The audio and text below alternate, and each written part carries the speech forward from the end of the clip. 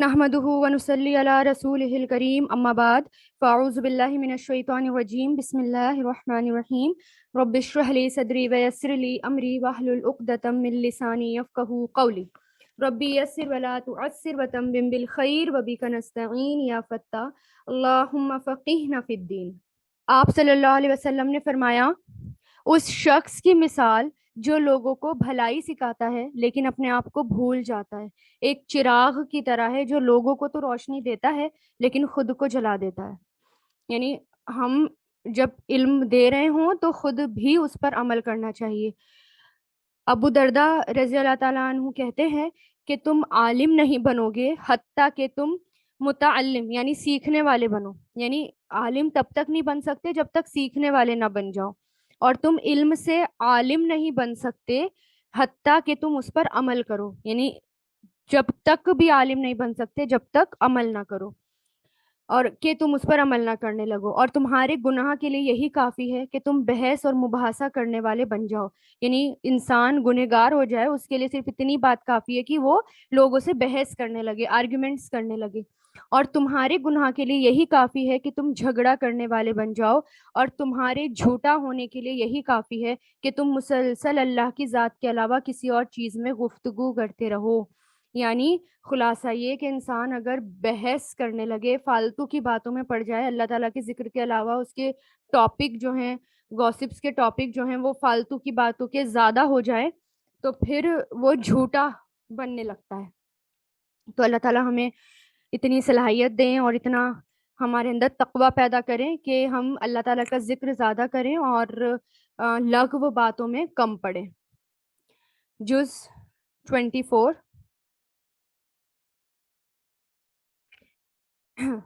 آیت نمبر 32 سورہ زمر۔ یعنی اللہ تعالیٰ مثال دے دے کر سمجھا رہے ہیں، جیسے کہ ہم نے لاسٹ ٹائم دیکھا کہ جو لاسٹ ٹائم اللہ تعالیٰ نے مثال دی تھی کہ جو غلام صرف ایک کی ملکیت میں ہو، یعنی اس کا مالک صرف ایک ہو، اور ایک غلام ایسا جس کے بہت سارے مالک ہوں، تو کیا وہ دونوں برابر ہو سکتے ہیں؟ اسی طرح جو ایک اللہ کو مانتا ہو اور جو بہت سارے غیر اللہ کو مانتا ہو، کیا وہ دونوں برابر ہو سکتے ہیں؟ تو اب بتاؤ کہ اس شخص سے بڑا ظالم کون ہوگا جو اللہ پر جھوٹ باندھے، جب سچی بات اس کے پاس آئے تو وہ اس کو جھٹلا دے۔ کیا جہنم میں ایسے کافروں کا ٹھکانہ نہیں ہوگا؟ اور جو لوگ سچی بات کر آئیں اور خود بھی اسے سچ مانیں وہ ہیں متقی لوگ۔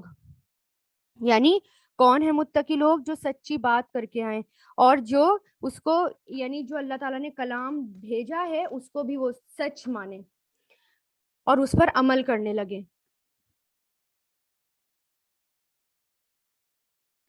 عبداللہ رضی اللہ تعالیٰ عنہ سے روایت ہے کہ آپ صلی اللہ علیہ وسلم نے فرمایا، یقیناً سچ نیکی کی طرف رہنمائی کرتا ہے، یعنی سچ جو ہے وہ نیکی کی طرف لے جاتا ہے، اور آدمی مسلسل سچ بولتا رہتا ہے یہاں تک کہ اللہ کے یہاں وہ صدیق لکھ دیا جاتا ہے، اور بلا شبہ جھوٹ برائی کی طرف رہنمائی کرتا ہے اور برائی آگ کی طرف لے جاتی ہے، اور آدمی مسلسل جھوٹ بولتا رہتا ہے یہاں تک کہ اللہ کے یہاں وہ جھوٹا لکھ دیا جاتا ہے۔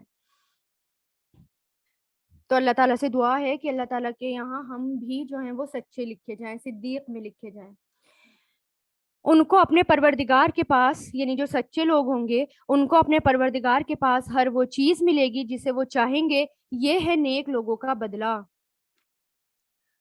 تاکہ انہوں نے جو بدترین کام کیے تھے اللہ ان کا کفارہ کر دے، اور بہترین کام جو کرتے تھے ان کا ثواب انہیں عطا فرمائے۔ کیونکہ انسان سے گناہ تو ہو جاتے ہیں نا، اور لیکن کیا ہوتا ہے جب انسان سچ بولتا رہتا ہے، گناہوں کی معافی مانگتا رہتا ہے، مسلسل نیکی کرتا رہتا ہے، تو اللہ تعالیٰ اس کے گناہ کا بھی کفارہ کر دیتے ہیں۔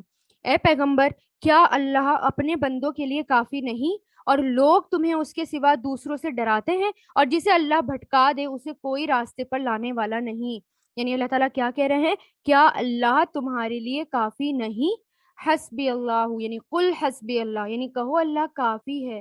تو ہمیں بھی کیا ہونا چاہیے؟ اللہ ہمارے لیے کافی ہے۔ یہ لائن، یہ سینٹینس ہمارے دل و دماغ میں، من میں اس کی ہمیں تصدیق کرنی اور عمل کے حسبی اللہ، کہ اللہ مجھے کافی ہے۔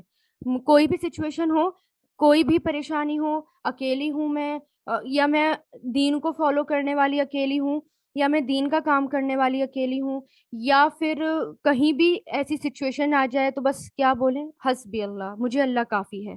اور پھر دیکھیں کتنا سکون ملتا ہے اور اللہ تعالیٰ کی طرف سے مدد بھی آتی ہے انشاءاللہ. اور اور اگر تم ان سے پوچھو، ہاں، اور جسے اللہ سیدھے راستے پر لے آئے تو اسے کوئی راستے سے بھٹکانے والا نہیں. کیا اللہ زبردست انتقام لینے والا نہیں؟ اور اگر تم ان سے پوچھو کہ آسمان اور زمین کو کس نے پیدا کیا تو وہ ضرور کہیں گے اللہ نے. ان سے کہہ دو ذرا مجھے بتاؤ کہ تم اللہ کو چھوڑ کر جن بتوں کو پکارتے ہو، اگر اللہ مجھے کوئی نقصان پہنچانے کا ارادہ کر لے تو کیا یہ اس کے پہنچائے ہوئے نقصان کو دور کر سکتے ہیں؟ یعنی اگر اللہ میرے ساتھ نقصان، یعنی مجھے میرے اوپر کوئی مصیبت آنی ہے تو کوئی طاقت نہیں جو اس مصیبت کو ٹال سکے. اور اگر اللہ مجھ پر مہربانی فرمانا چاہے تو یہ اس کی رحمت کو روک نہیں سکتے. یعنی کیا پوچھ رہے ہیں اللہ تعالیٰ، کیا یہ اس کی رحمت کو روک سکتے ہیں؟ میرے لیے اللہ کافی ہے. دیکھیں پھر اللہ تعالیٰ کیا کہہ رہے ہیں، کیا کہو، قل حسبی اللہ، میرے لیے اللہ کافی ہے. بھروسہ رکھنے والے اسی پر بھروسہ رکھتے ہیں. تو ہمیں بھی حکم دیا جا رہا ہے کیا، کہ قل حسبی اللہ، یعنی کوئی پروپیگنڈا ہو رہا ہو اسلام کے خلاف، پریشانی ہو رہی ہو، ہم کہیں بھی اکیلے ہوں، یہ مت سوچیں کہ میں اکیلی ہوں، بس یہ سوچیں میرے لیے اللہ کافی ہے. مجھے تو سیدھے راستے کی طرف جانا ہے، چاہے دنیا کوئی سے بھی راستے کی طرف چلے، میرے فرینڈس کوئی سے راستے کی طرف چلیں، میرے خاندان والے، میرے گھر والے، میرے کالج والے، اسکول والے، مجھے تو اللہ کے راستے کی طرف چلنا ہے. اگر میں اکیلی بھی ہوں تو حسبی اللہ، میرے لیے اللہ کافی ہے. کہہ دو اے میرے قوم کے لوگوں، تم اپنے طریقے پر عمل کیے جاؤ، میں اپنے طریقے پر عمل کر رہا ہوں، پھر ان قریب تمہیں پتہ چل جائے گا کہ کس پر وہ عذاب آتا ہے جو اسے رسوا کر دے گا، اور کس پر وہ عذاب نازل ہوتا ہے جو ہمیشہ جم کر رہے گا. اے پیغمبر، ہم نے لوگوں کے فائدے کے لیے تم پر یہ کتاب برحق نازل کی ہے. اب جو شخص سیدھے راستے پر آ جائے گا وہ اپنی ہی بھلائی کے لیے آئے گا، اور جو گمراہی اختیار کرے گا وہ اپنی گمراہی سے اپنا ہی نقصان کرے گا، اور تم اس کے ذمہ دار نہیں. اللہ تمام روحوں کو ان کی موت کے وقت قبض کر لیتا ہے، اور جن کو ابھی موت نہیں آئی ہوتی ان کو بھی ان کی نیند کی حالت میں قبض کر لیتا ہے. پھر جن کے بارے میں اس نے موت کا فیصلہ کر لیا انہیں اپنے پاس روک لیتا ہے، اور دوسری روحوں کو ایک مقرر وقت تک کے لیے چھوڑ دیتا ہے. یقیناً اس بات میں ان لوگوں کے لیے بڑی نشانیاں ہیں جو غور اور فکر سے کام لیتے ہیں. یعنی ہمیں سوچنا چاہیے کہ ہم اگر سو رہے ہوں اور ہماری سوتے سوتے ہماری روح قبض ہو جائے تو ایسے ایسے انسیڈنٹس ہو چکے ہیں نا، کتنے ہوتے ہیں دنیا میں. ہماری آنکھ کھولنے کے لیے کافی ہیں کہ اگر انسان سوتا کا سوتا رہ جائے تو، اور اگر اللہ تعالیٰ اسی حالت میں روح قبض کر لے تو. اس لیے سونے سے پہلے ہمیشہ اللہ تعالیٰ سے دعا کر کے سوئیں کہ اللہ تعالیٰ اگر اس حالت میں بھی موت آئے تو جنت الفردوس نصیب فرمانا، ہمارے گناہوں کو بخش دینا. اس لیے باوضو ہو کر سونا چاہیے. جب انسان وضو کر کے سوتا ہے نا، اور دعائیں پڑھ کے اور وضو کر کے سوتا ہے تو مسلسل اس کی رات بھی عبادت میں لکھی جاتی ہے. اور سبحان اللہ، اگر وہ اللہ تعالیٰ کے یہاں، یعنی اگر اس کی روح بھی قبض ہو گئی تو وہ عبادت میں ہی اللہ تعالیٰ کے یہاں اٹھے گا. بھلا کیا ان لوگوں نے اللہ کی اجازت کے بغیر کچھ سفارشی گھڑ لیے ہیں؟ ان سے کہو چاہے یہ نہ تو کوئی اختیار رکھتے ہوں نہ کچھ سمجھتے ہوں، پھر بھی انہیں سفارشی مانتے رہو گے. یعنی اللہ کے علاوہ جس کو مانتے ہو ان کے ہاتھ میں تو کچھ بھی نہیں، کچھ بھی کنٹرول نہیں، پھر بھی انہیں مانتے رہو گے. کہو کہ سفارش تو ساری کی ساری اللہ ہی کے اختیار میں ہے، اسی کے قبضے میں آسمان اور زمین کی بادشاہی ہے، پھر اسی کی طرف تمہیں لوٹایا جائے گا. اور جب کبھی تنہا اللہ کا ذکر کیا جاتا ہے تو جو لوگ آخرت پر ایمان نہیں رکھتے ان کے دل بیزار ہو جاتے ہیں، اور جب اس کے سوا دوسروں کا ذکر کیا جاتا ہے تو یہ لوگ خوشی سے کھل اٹھتے ہیں. کتنی بڑی بات ہے نا، کہ جب تنہا اللہ کا ذکر کیا جاتا ہے تو آخرت پر ایمان نہیں رکھتے بلکہ ان کے دل بیزار ہو جاتے ہیں. تو ہمیں یہ سوچنا ہے کہ میرا دل کس سے بیزار ہوتا ہے. یعنی دنیا میں بھی یہ میں جو ہے جب اللہ تعالیٰ کا ذکر کیا جا رہا ہو، قرآن پڑھا جا رہا ہو، یا اس محفل میں، اس مجلس میں اللہ کی باتیں سن کر، قرآن سن کر، کیا میں بور ہوتی ہوں، اکتا جاتی ہوں، یا میرا دل بیزار ہونے لگتا ہے؟ اور جب غیبتیں ہو رہی ہوں، فالتو کی باتیں چل رہی ہوں، کوئی ٹی وی شو چل رہا ہو، فلم چل رہی ہو اور میں خوش ہو جاتی ہوں، ایسے تو دل نہیں ہمارے. کہ قرآن کی مجلس میں ہم بور ہو جائیں، ہم ٹک کر بیٹھ بھی نہ پائیں، ہم کو ٹائم ویسٹ لگنے لگے، یا ہم سوچیں اچھا میں 1.5 گھنٹے بیٹھ رہی ہوں، اس سے تو میں کچھ اور ہی کام کر لوں، اس سے تو میں کچھ اور ہی کر لوں، یا 1.5 گھنٹے سے زیادہ ہو جائے تو دل ہمارے بیزار ہونے لگے. کیونکہ یہی حال کس کا تھا؟ مشرکین مکہ کا تھا، کہ جب قرآن پڑھا جا رہا ہوتا تھا یا اللہ کا ذکر کیا جا رہا ہوتا تھا تو وہ بور ہو جاتے تھے، بیزار ہو جاتے تھے، اور جب کسی اور چیز کا ذکر کیا جاتا تھا تو خوشی سے کھل اٹھتے تھے. گانے بجانے والی محفل ہوتی تھی تو وہ خوش ہو جاتے تھے، شعر و شاعری والی محفل ہوا کرتی تھی تو خوش ہوا کرتے تھے، لمبے لمبے ٹائم تک بیٹھے رہتے تھے. کہیں ایسے تو نہیں ہمارے دل؟ اور اگر ایسے ہیں تو اللہ سے دعا کرے اللہ تعالیٰ ہمارے دل ایسے کر دے کہ اللہ کے ذکر سے خوش ہوں، کھل اٹھیں. کہو اے اللہ، اے آسمان اور زمین کو پیدا کرنے والے، ہر غائب اور حاضر کے جاننے والے، تو ہی اپنے بندوں کے درمیان ان باتوں کا فیصلہ کرے گا جن میں وہ اختلاف کرتے ہیں. اور جن لوگوں نے ظلم کا ارتکاب کیا، یعنی ظلم کیا، اگر ان کے پاس وہ سب کچھ ہو جو زمین میں ہے اور اسی کے ساتھ اتنا اور بھی، تو قیامت کے دن بدترین عذاب سے بچنے کے لیے وہ فدیے میں دے بھی دیں، اور اللہ کی طرف سے وہ کچھ ان کے سامنے آ جائے گا جس کا وہ گمان بھی نہیں کرتے تھے. یعنی سب اگر فدیے میں دے دیں گے تب بھی قبول نہیں ہوگا.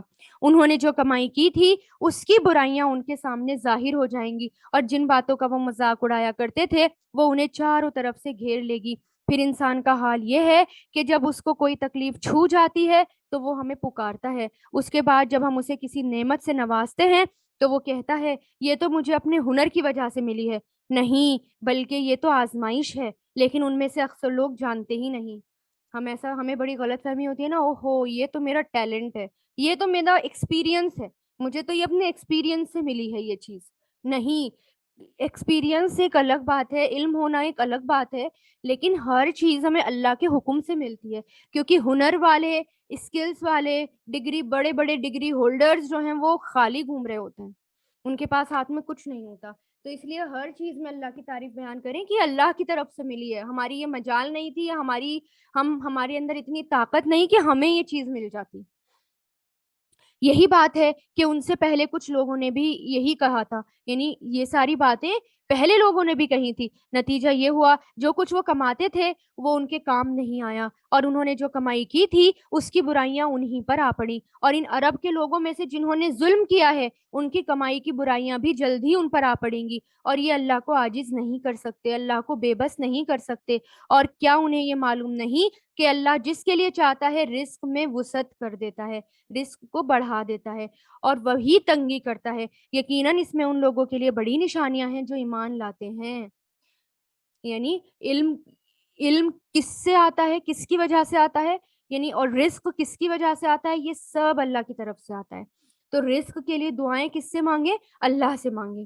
کہہ دو اے میرے وہ بندو جنہوں نے اپنی جانوں پر زیادتی کر رکھی ہیں، اگر اللہ کی رحمت سے مایوس نہ ہوں، یقین جانو اللہ سارے کے سارے گناہ معاف کر دیتا ہے، یقیناً وہ بہت بخشنے والا بڑا مہربان ہے. کتنی پیاری آیت ہے نا یہ والی بھی، کہ یعنی کہہ دو میرے بندوں سے، یعنی بندوں سے گناہ ہو جاتے ہیں.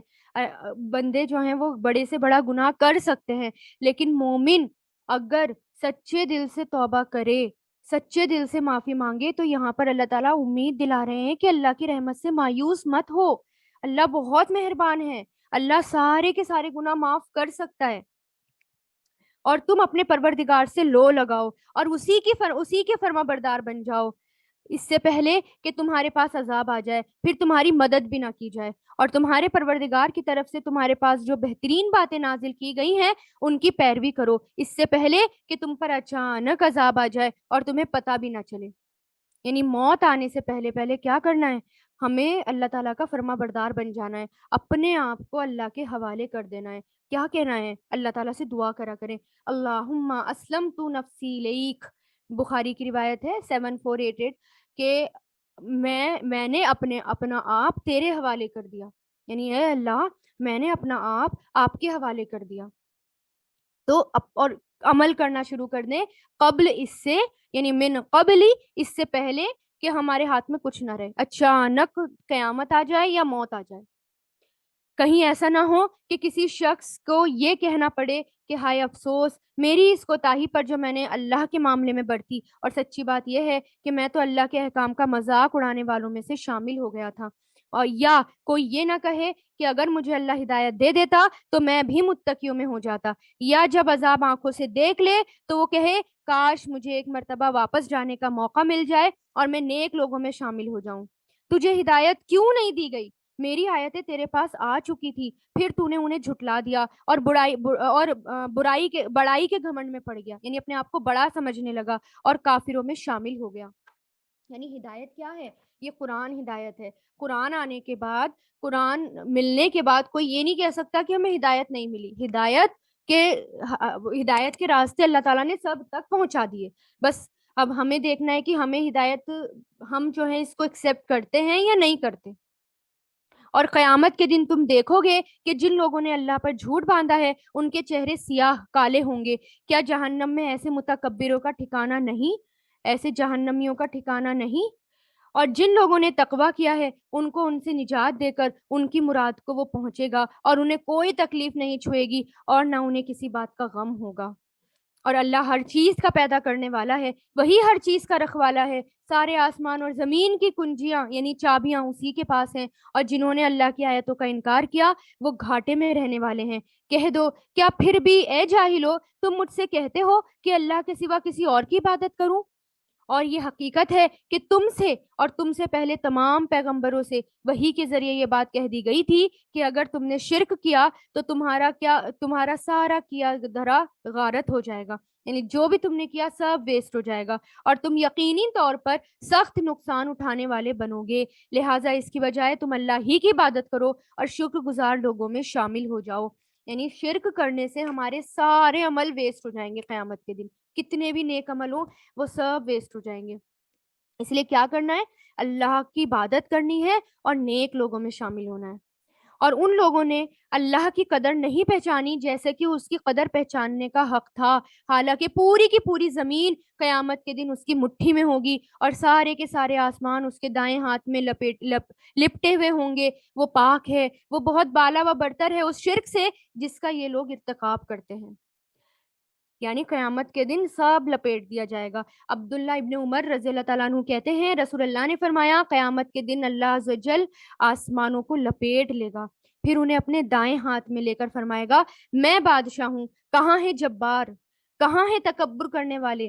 پھر زمینوں کو اپنے بائیں ہاتھ میں لپیٹ لے گا اور فرمائے گا میں بادشاہ ہوں، کہاں ہے جبار، کہاں ہے تکبر کرنے والے؟ یعنی پوچھیں گے اللہ تعالیٰ۔ اور پھر سور پھونکا جائے گا تو آسمان اور زمین میں جتنے ہیں وہ سب بے ہوش ہو جائیں گے سوائے اس کے جسے اللہ چاہے۔ پھر دوسری بار سور پھونکا جائے گا تو سب لوگ پل بھر میں کھڑے ہو کر دیکھنے لگیں گے، اور زمین اپنے پروردگار کے نور سے چمک اٹھے گی اور نام اعمال سامنے رکھ دیا جائے گا اور انبیاء اور سب گواہوں کو حاضر کر دیا جائے گا، اور لوگوں کے درمیان بالکل برحق فیصلہ ہوگا اور ان پر کوئی ظلم نہیں ہوگا۔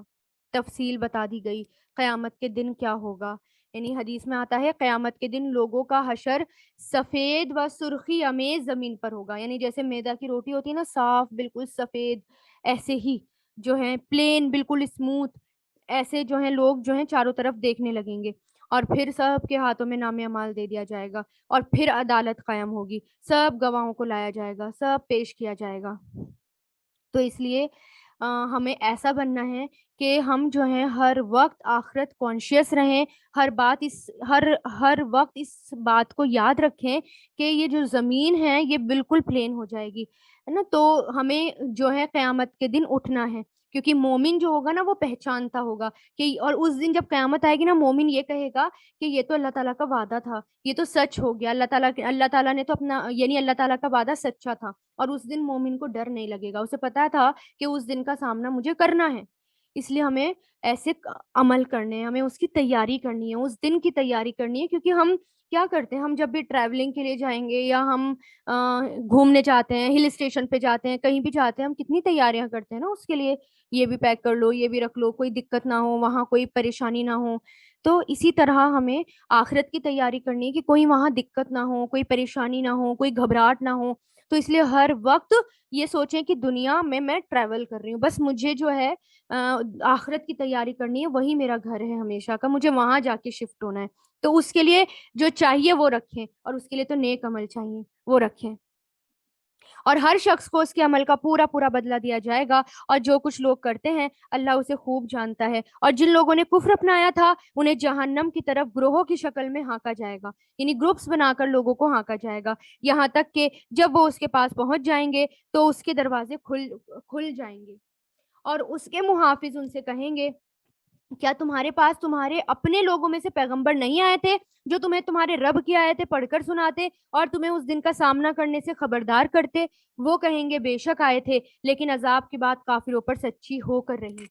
یعنی دروغہ بھی جو اس کے گیٹ پہ کھڑے ہوں گے وہ بھی کیا کہیں گے؟ پیغمبر نہیں آئے تھے، اللہ تعالیٰ کی کتاب نہیں آئی تھی جو اسے پڑھتے سمجھتے؟ اب یہیں پڑے رہو۔ کہا جائے گا جہنم کے دروازوں میں ہمیشہ ہمیشہ رہنے کے لیے داخل ہو جاؤ، کیونکہ بہت برا ٹھکانہ ہے ان کا جو تکبر سے کام لیتے ہیں، اور جنہوں نے اپنے پروردگار سے تقوی کا معاملہ کیا تھا انہیں جنت کی طرف گروہوں کی شکل میں لے جایا جائے گا، یعنی جنت میں بھی گروپس ہوں گے، یہاں تک کہ جب وہ اس کے پاس پہنچیں گے جبکہ اس کے دروازے ان کے لیے پہلے سے کھولے جا چکے ہوں گے، تو وہ عجیب عالم ہوگا، اور اس کے محافظ ان سے کہیں گے سلام ہو آپ پر، خوب رہے آپ لوگ، اب اس جنت میں ہمیشہ ہمیشہ رہنے کے لیے آ جاؤ۔ اب دیکھیں نا کہ جہنم میں کتنی ڈانٹ پھٹکار کے ساتھ داخل کریں گے کہ کیا رسول نہیں آئے تھے، پیغمبر نہیں آئے تھے، اللہ کی کتاب نہیں آئی تھی، اب یہیں پڑے رہو۔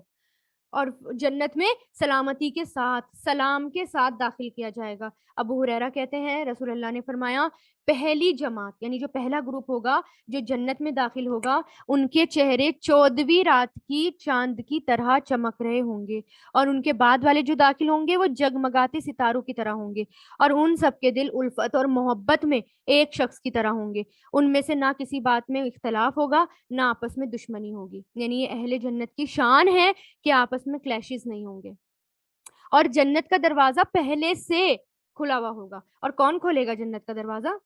رسول اللہ نے فرمایا کہ میں قیامت کے دن جنت کے دروازے پر آؤں گا اور اسے کھلواؤں گا، پھر جنت کا دروغہ کہے گا آپ کون ہیں؟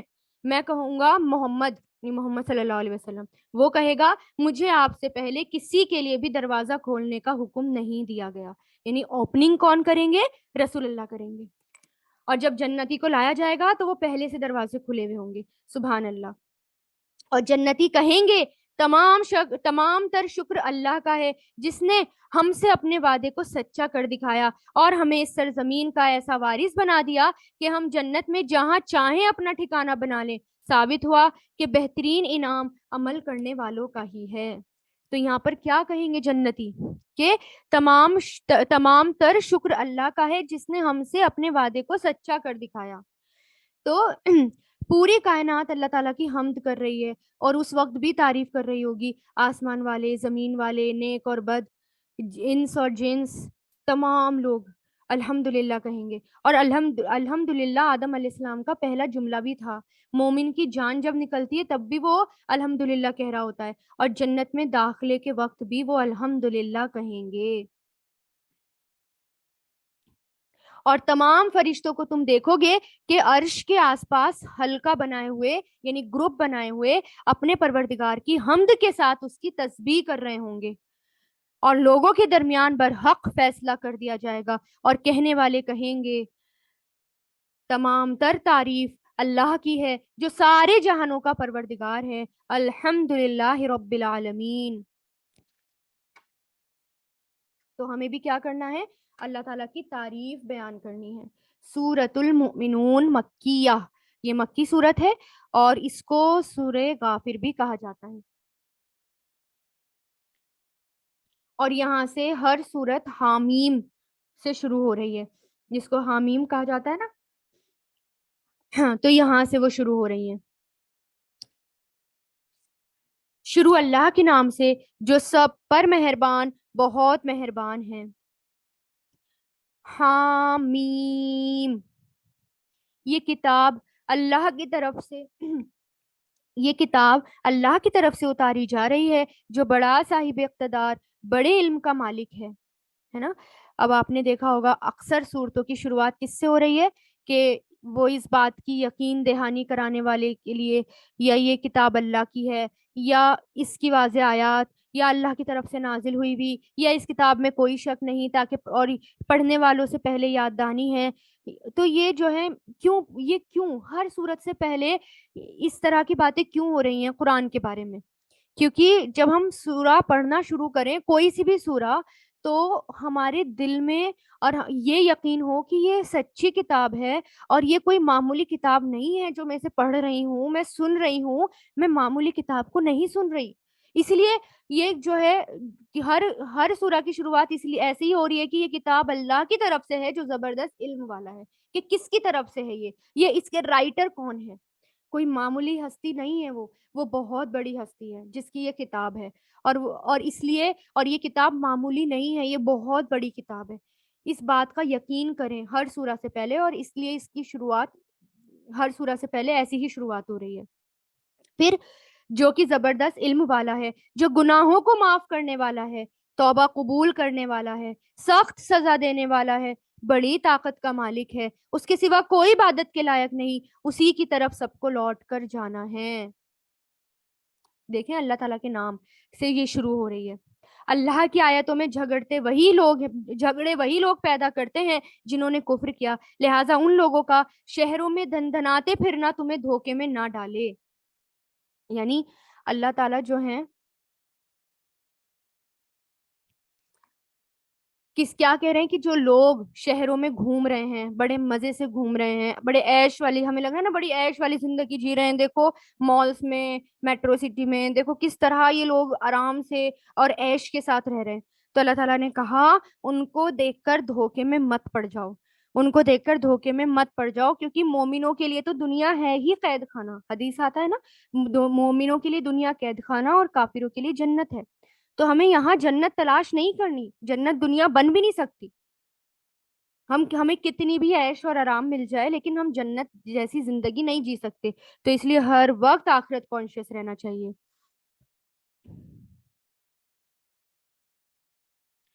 ان سے پہلے نوح کی قوم اور اس کے بعد بہت سے گروہوں نے بھی پیغمبروں کو جھٹلایا تھا. ہر قوم نے اپنے پیغمبر کے بارے میں یہ ارادہ کیا تھا کہ انہیں گرفتار کر لیں، اور انہوں نے باطل کا سہارا لے کر جھگڑے کیے تھے، یعنی جھوٹ کا سہارا لے کر جھگڑے کیے تھے تاکہ اس کے ذریعے حق کو مٹا دیں. نتیجہ یہ ہوا کہ میں نے ان کو پکڑ میں لے لیا. اب دیکھو میری سزا کیسی تھی.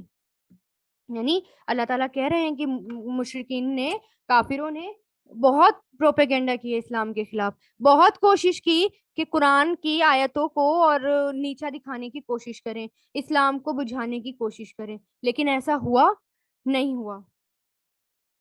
اور اللہ تعالیٰ جو ہے ان سب کو، یعنی جو جھوٹ کا سہارا لیتا ہے اور سچ کو مٹانے کی کوشش کرتا ہے، تو اللہ تعالیٰ جھوٹ کو ہی مٹا دیتے ہیں.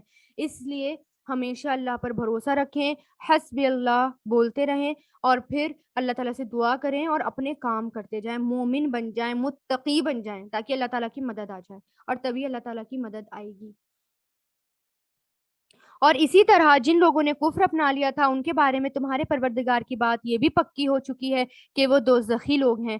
وہ فرشتے جو عرش کو اٹھائے ہوئے ہیں اور جو اس کے ارد گرد موجود ہیں، یعنی عرش کو، اب ذرا سوچیں، عرش کو جو فرشتہ اٹھائے ہوئے ہے وہ کوئی معمولی فرشتہ ہو سکتا ہے؟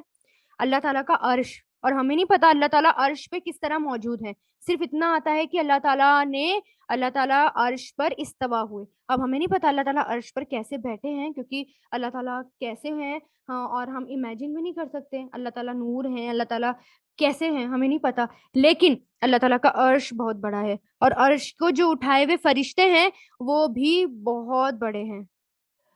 اور ان کے بارے میں دیکھیں، ان کے بارے میں حدیث میں آتا ہے، رسول اللہ نے فرمایا مجھے یہ اجازت دی گئی ہے کہ میں اللہ کے عرش کو اٹھانے والے فرشتوں میں سے کسی فرشتے کے بارے میں بیان کروں کہ اس کے کان کی لو سے کندھے تک، یعنی یہ جو کان ہوتا ہے اس سے کندھے تک، نیچے تک، اس کے درمیان کا فاصلہ 700 سال کی مسافت جتنا ہے، یعنی اتنی لمبی گردن ہے.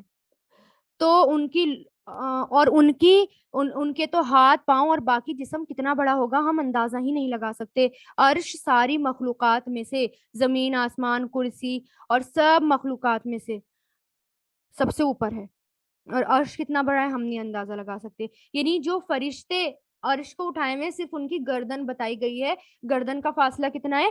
کان جو ہوتا ہے نا، کان کی جو لو ہوتی ہے اس سے لے کر صرف گردن کندھے تک 700 سال تک آدمی چلتا رہے وہ گردن کا فاصلہ نہیں کور کر سکتا. 700 سال تک اتنا ہے. تو وہ فرشتے کتنے بڑے ہوں گے، سبحان اللہ.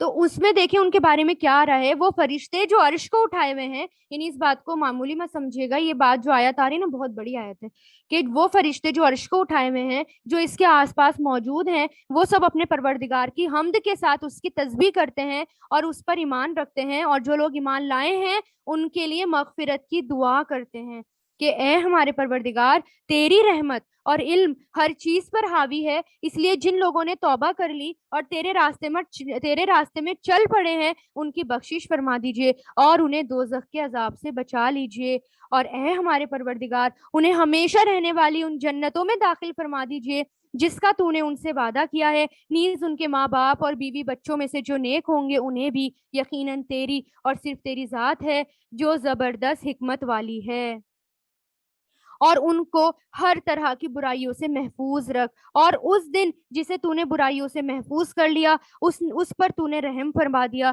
یہی زبردست کامیابی ہے. اب دیکھیں ذرا کون دعا کر رہا ہے. یہ میں نے اس لیے آپ کو نا اس فرشتوں کے بارے میں بتایا جو عرش کو اٹھائے ہوئے ہیں، کہ کون یہ دعائیں کر رہا ہے مومنوں کے لیے، یعنی جو اللہ تعالیٰ کے راستے میں نکل پڑے ہیں، جو نکل پڑے ہیں. کون؟ یہ عرش والے فرشتے. عرش والے فرشتوں کا مطلب جو اللہ تعالیٰ کے سب سے زیادہ قریب ہیں، سب سے زیادہ قریب، وہ مومنوں کے لیے دعائیں کر رہے ہیں. تو اس آیت کو پڑھ کے دیکھیں کتنا سکون ملتا ہے. بہت ہی زیادہ مجھے ہارٹ ٹچنگ آیت لگتی ہے یہ والی، کہ وہ فرشتے اتنی بہترین دعا کر رہے ہیں صرف مومنوں کے لیے. تو ہمیں کیا کرنا ہے؟ کن کے لیے ہمیں مومن بننا ہے، اللہ تعالیٰ کے راستے میں چل پڑنا ہے تاکہ ان کی دعاؤں میں ہم بھی شامل ہو جائیں. سبحان اللہ. اور پھر رسول اللہ نے کیا فرمایا کہ یقیناً اللہ تعالیٰ رحمت نازل فرماتے ہیں اور اس کے فرشتے اور تمام اہل زمین اور آسمان، یہاں تک کہ چینٹی اپنے سوراخ میں اور مچھلیاں، باقی مخلوق اس شخص کے لیے دعائیں خیر کرتی ہیں اور اس کے لیے جو لوگوں کو بھلائی کی باتیں سکھاتا ہے نا. تو ہمیں کیا کرنا ہے؟ یہاں سے جب آپ قرآن سنیں تو آگے تک پہنچانے کی کوشش کریں، چاہے آپ اس کو، کیونکہ آج کل تو بہت ٹیکنالوجی آ گئی، چاہے آپ اس کو یوٹیوب کے ذریعے یا آپ کسی بھی کے بھی ذریعے بس لوگوں تک پیغام پہنچا دیں.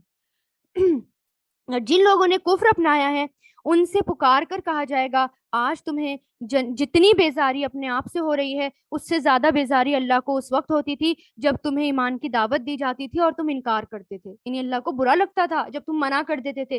ذرا سوچیں اگر کوئی ہمیں قرآن کے لیے بلا رہا ہو کہ ذرا آ جاؤ قرآن سن لو، اور ہم منع کر دیں، کہ کیا اللہ تعالیٰ کو کتنا برا لگتا ہوگا کہ دیکھو سنتے ہی نہیں ہیں، اور کتنے بار بار ان کے پاس جو ہے دعوت پہنچائی جاتی ہے. وہ کہیں گے اے ہمارے پروردگار، تو نے ہمیں 2 مرتبہ موت دی، 2 مرتبہ زندگی دی، اور اب ہم اپنے گناہوں کا ہم اعتراف کرتے ہیں، تو کیا ہمارے دوزخ سے نکلنے کا کوئی راستہ ہے؟ مطلب 2 دفعہ موت، یعنی جب شروعات ہوتی ہے بالکل بچے کی، جب روح نہیں آتی تب بھی کہا جاتا ہے. جواب دیا جائے گا تمہاری یہ حالت اس لیے ہے کہ جب اللہ کو تنہا پکارا جاتا ہے تو تم انکار کرتے تھے، اور اگر اس کے ساتھ کسی اور کو شریک ٹھہرایا جاتا ہے تو تم مان لیتے تھے. اب تو فیصلہ اللہ کا ہے جس کی شان بہت اونچی، جس کی ذات بہت بڑی ہے. وہی ہے جو تمہیں اپنی نشانیاں دکھاتا ہے اور تمہارے لیے آسمان سے رزق اتارتا ہے، اور نصیحت تو وہی مانا کرتے ہیں جو ہدایت کے لیے دل سے رجوع ہوں. لہٰذا اے لوگو، اللہ کو اس طرح پکارو کہ تمہاری تابعداری خالص اسی کی ہو، چاہے ان کو کتنا ہی برا لگے. یعنی کیسے پکارو اللہ تعالیٰ کو؟ مخلص ہو کر، تابعدار ہو کر. یہاں پر ہے نا الکافرون، چاہے ان کو کتنا بھی برا لگے. اور وہ بہت اونچے درجوں والا عرش کا مالک ہے. وہ اپنے بندے میں سے جس پر چاہتا ہے اپنے حکم سے روح یعنی وہی نازل کر دیتا ہے تاکہ ملاقات کے اس دن سے لوگوں کو خبردار کرے. یعنی پیغمبر، اللہ تعالیٰ لوگوں میں سے کس کو چنتے ہیں؟ پیغمبر کو، جس کو چاہتے ہیں اللہ تعالیٰ چنتے ہیں، اور پھر اللہ تعالیٰ ان پر وہی روح یعنی وہی کو نازل کرتے ہیں. حدیث میں آتا ہے کہ اللہ تعالیٰ نے 4 چیزوں کو اپنے ہاتھ سے بنایا. ایک تو عرش، ایک قلم، ایک آدم، اور جنت عدن، یعنی جو ہمیشہ کی جنت ہے، جنت عدن. اور باقی مخلوق کو کن کہا تو وہ ہو گئی. تو کسی کو نہیں پتا کہ اللہ تعالیٰ کس تک جو ہیں ہدایت کے راستے کھول دیں، کس کو اپنے کام کے لیے چن لیں. بس اللہ تعالیٰ سے ہمیشہ دعا کریں کہ اللہ تعالیٰ ہمیں اپنے کام کے لیے چن لے. رسول اللہ نے فرمایا جنت میں 100 درجے ہیں، اور ہر 100 درجوں کے درمیان جو 100 کا فاصلہ ہے، جیسے یعنی ایسا ہے جیسے کہ زمین اور آسمان کے درمیان. اور فردوس کا اعلیٰ ترین درجہ ہے، اور اس سے جنت کی 4 نہریں نکلتی ہیں، اور اس کے اوپر عرش ہے. تو جب بھی تم اللہ تعالیٰ سے سوال کرو تو جنت الفردوس کا سوال کرو. یہاں پر ہے نا اللہ تعالیٰ عرش کا مالک ہے، تو عرش کہاں پر ہے؟ جنت الفردوس کے اوپر. تو ہمیں کس سے ہمیں اللہ تعالیٰ سے دعا مانگنی ہے کہ اللہ تعالیٰ ہمیں جنت الفردوس میں داخل کر. ابو ہریرہ کہتے ہیں رسول اللہ نے فرمایا جب تم اللہ سے سوال کرو تو فردوس کا سوال کرو، کیونکہ وہ جنت کا بہترین اور بلند ترین حصہ ہے، اور اس کے اوپر رحمان کا عرش ہے، اور اس سے جنت کی نہریں نکلتی ہیں. ہم امیجن بھی نہیں کر سکتے کہ کیا نظارہ ہے وہ، لیکن اللہ تعالیٰ سے دعا کریں کہ اللہ تعالیٰ ہمیں وہاں پر داخل کر دے. اور جس دن وہ سب کھل کر سامنے آ جائیں گے، اللہ سے ان کی کوئی چیز چھپی نہیں ہوگی. کہا جائے گا کس کی بادشاہی ہے آج؟ جواب ایک ہی ہوگا، صرف اللہ کی، جو واحد ہے، قہار ہے. آج کے دن ہر شخص کو اس کے کیے کا بدلہ دیا جائے گا. آج کوئی ظلم نہیں ہوگا. یقیناً اللہ بہت جلد حساب لینے والا ہے. اور اے پیغمبر ان لوگوں کو ایک ایسی مصیبت کے دن سے ڈراؤ جو قریب آنے والی ہے، جب لوگوں کے کلیجے گھٹ گھٹ کر منہ کو آ جائیں گے، اور ظالموں کا نہ تو کوئی دوست ہوگا، نہ کوئی ایسا سفارشی جس کی بات مانی جائے.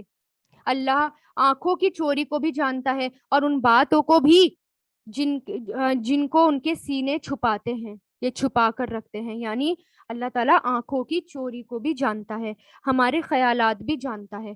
آنکھوں کی چوری کا مطلب ابن عباس کہتے ہیں کہ اس سے مراد وہ مرد ہے جو عورت کو دیکھتا ہے، اور جب اس کے ساتھی اسے دیکھتے ہیں تو اپنی نگاہیں نیچے کر لیتا ہے نا، اور چھپ کے عورتوں کو دیکھتا ہے. پھر جب وہ دیکھتا ہے کہ لوگ بے خبر ہو گئے، پھر وہ اپنی نگاہیں اٹھا کر پھر بری چیزیں دیکھنے لگتا ہے، اور جب لوگ اسے دیکھتے ہیں تو وہ دوبارہ نگاہیں نیچے جھکا لیتا ہے. یہ لوگ ہیں جو آنکھوں کی چوری کرتے ہیں. تو ہمیں جو ہیں چھپی ہوئی میسیجز، ٹیکسٹ میسیجز، ٹیلی فون کالز، چھپی یاریاں، چھپے دوست، یہ حرام چیزیں، ان سب سے دور رہنے کو کہا گیا، چھپی ہوئی چیزوں سے. اور اللہ برحق فیصلے کرتا ہے، اور اسے چھوڑ کر جن جھوٹے خداؤں کو یہ پکارتے ہیں وہ کسی چیز کا فیصلہ نہیں کرتے. یقیناً اللہ ہی ہے جو ہر بات سنتا اور سب کچھ دیکھتا ہے. اور کیا ان لوگوں نے زمین پر چل پھر کر یہ نہیں دیکھا کہ جو لوگ ان سے پہلے تھے ان کا کیسا انجام ہوا؟ وہ طاقت میں بھی ان سے زیادہ مضبوط تھے، اور زمین میں چھوڑی ہوئی یادگاروں کے اعتبار سے بھی. پھر اللہ نے ان کے گناہوں کی وجہ سے انہیں پکڑ میں لے لیا، اور کوئی نہیں تھا جو انہیں اللہ سے بچائے. یہ سب کچھ اس لیے ہوا کہ ان کے پاس ان کے پیغمبر کھلی کھلی نشانیاں لے کر آئے تھے تو یہ انکار کرتے تھے، اس لیے اللہ نے انہیں پکڑ میں لے لیا. یقیناً وہ بڑی طاقت والا، سزا دینے میں سخت ہے، بڑا سخت ہے. اور ہم نے موسیٰ علیہ السلام کو اپنی نشانیاں اور بڑی واضح دلیل دے کر فرعون، حامان اور قارون کے پاس بھیجا تھا، تو انہوں نے کہا یہ تو جھوٹا جادوگر ہے. پھر جب وہ لوگوں کے پاس حق بات لے کر گئے جو ہماری طرف سے آئی تھی، تو انہوں نے کہا کہ یہ جو لوگ ان کے ساتھ ایمان لے آئے ہیں ان کے بیٹوں کو قتل کر ڈالو اور ان کی عورتوں کو زندہ رکھو. حالانکہ کافروں کی چال کا انجام اس کے سوا کچھ نہیں کہ وہ مقصد تک نہیں پہنچ سکی. یعنی چالیں جو ہیں ان کی وہ کبھی بھی مقصد تک نہیں پہنچتی، کتنی بھی پلاننگز کر لیں ان کوئی فائدہ نہیں ہوگا اس کا. اللہ تعالیٰ اگر ہم مومن بن جائیں گے، واقعی میں مومن بن جائیں گے، تو اللہ تعالیٰ کی مدد آئے گی ہر طرف سے. اس لیے ہمیں اب کیا کرنا ہے؟ ہمارے حالات کیسے ہو رہے ہیں، پروپیگنڈا کتنے زیادہ ہو رہے ہیں اسلام کے خلاف. تو ایسی سچویشن میں سب سے آسان کام کیا ہے جو ہمیں کرنا ہے؟ سب سے آسان کام یہ ہے کہ اس قرآن کو تھام لیں. وَاعْتَصِمُوا بِحَبْلِ اللَّهِ جَمِيعًا وَلَا تَفَرَّقُوا. بس فرقوں میں نہ بٹیں، الگ الگ نہ ہوں، صرف اس قرآن کو پکڑ لیں اور بس اللہ کا کام کرنے لگیں، بس دائی بن جائیں. پھر دیکھیں کیسے چٹکیوں میں ہماری پرابلمز دور ہوتی ہیں، کیسے عزت ملتی ہے، کیسے وقار کے ساتھ رہتے ہیں. پھر اور فرعون نے کہا لاؤ میں موسیٰ کو قتل ہی کر ڈالوں، اور اسے چاہیے کہ وہ اپنے رب کو پکار لے، مجھے ڈر ہے کہ یہ تمہارا دین بدل ڈالے گا یا زمین میں فساد مچائے گا۔ اور موسیٰ علیہ السلام نے کہا میں نے تو ہر اس متکبر سے یعنی تکبر کرنے والے سے جو یوم حساب یعنی حساب کے دن پر ایمان نہیں رکھتا، اس کی پناہ لے لی ہے جو میرا بھی پروردگار ہے اور تمہارا بھی پروردگار ہے۔ اور فرعون کے خاندان میں سے ایک مومن شخص جو ابھی تک اپنا ایمان چھپائے ہوئے تھا بول اٹھا، کیا تم ایک شخص کو صرف اس لیے قتل کر رہے ہو کہ وہ کہتا ہے میرا پروردگار اللہ ہے، حالانکہ وہ تمہارے پاس روشن دلیل لے کر آیا ہے؟ اگر وہ جھوٹا ہی ہوتا تو اس کا جھوٹ اسی پر پڑے گا، اور اگر سچا ہو تو جس چیز سے وہ تمہیں ڈرا رہا ہے اس میں سے کچھ تو تم پر آ ہی پڑے گی۔ اللہ کسی ایسے شخص کو ہدایت نہیں دیتا جو حد سے گزرنے والا اور جھوٹ بولنے کا ہادی ہو۔ اے میری قوم، آج تو تمہیں ایسی سلطنت حاصل ہے کہ زمین میں تمہارا راج ہے، لیکن اگر اللہ کا عذاب ہم پر آ گیا تو کون ہے جو اس کے مقابلے میں ہماری مدد کرے گا؟ فرعون نے کہا میں تو تمہیں وہی رائے دوں گا جسے میں درست سمجھتا ہوں، اور میں تمہاری جو رہنمائی کر رہا ہوں وہ بالکل ٹھیک راستے کی طرف ہے۔ اور جو شخص ایمان لایا تھا اس نے کہا اے میری قوم مجھے ڈر ہے۔ اچھا ان کلمات پر غور کریے گا، کون بول رہا ہے یہ؟ فرعون کے خاندان میں سے جو شخص ایمان لایا تھا، یہ وہ بول رہا ہے۔ اب یہ کون تھے اس کا نام نہیں پتا، روایتوں میں نہیں پتا چلتا، لیکن یہ کہا جاتا ہے کہ وہ فرعون کا کوئی قریبی تھا۔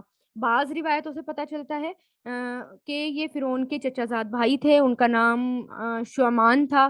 یہ واللہ عالم کون تھے، صحیح رائے ابھی صحیح دلیل اس کی نہیں ملتی، جو بھی تھے لیکن بہت قریب کا شخص تھا جو ایمان لایا تھا۔ وہ سمجھا رہا ہے کہ اے میری قوم مجھے ڈر ہے کہ تم پر ویسا ہی دن نہ آ جائے جیسا بہت سے لوگوں پر آ چکا تھا، تمہارا حال بھی ویسا نہ ہو جیسا حال نوح علیہ السلام کی قوم کا، عاد اور سمود کا اور ان کے بعد لوگوں کا ہوا، اور اللہ بندوں پر ظلم کرنا نہیں چاہتا۔ اور اے میری قوم مجھے تم پر اس دن کا ڈر ہے جس میں چیخ پکار مچی ہوگی، جس دن تم پیٹ پھیر کر اس طرح بھاگو گے کہ کوئی بھی تمہیں اللہ سے بچانے والا نہیں ہوگا، اور جسے اللہ بھٹکا دے اسے کوئی راستہ دکھانے والا نہیں۔ اور حقیقت یہ ہے اس سے پہلے یوسف علیہ السلام تمہارے پاس روشن نشانی لے کر آئے تھے۔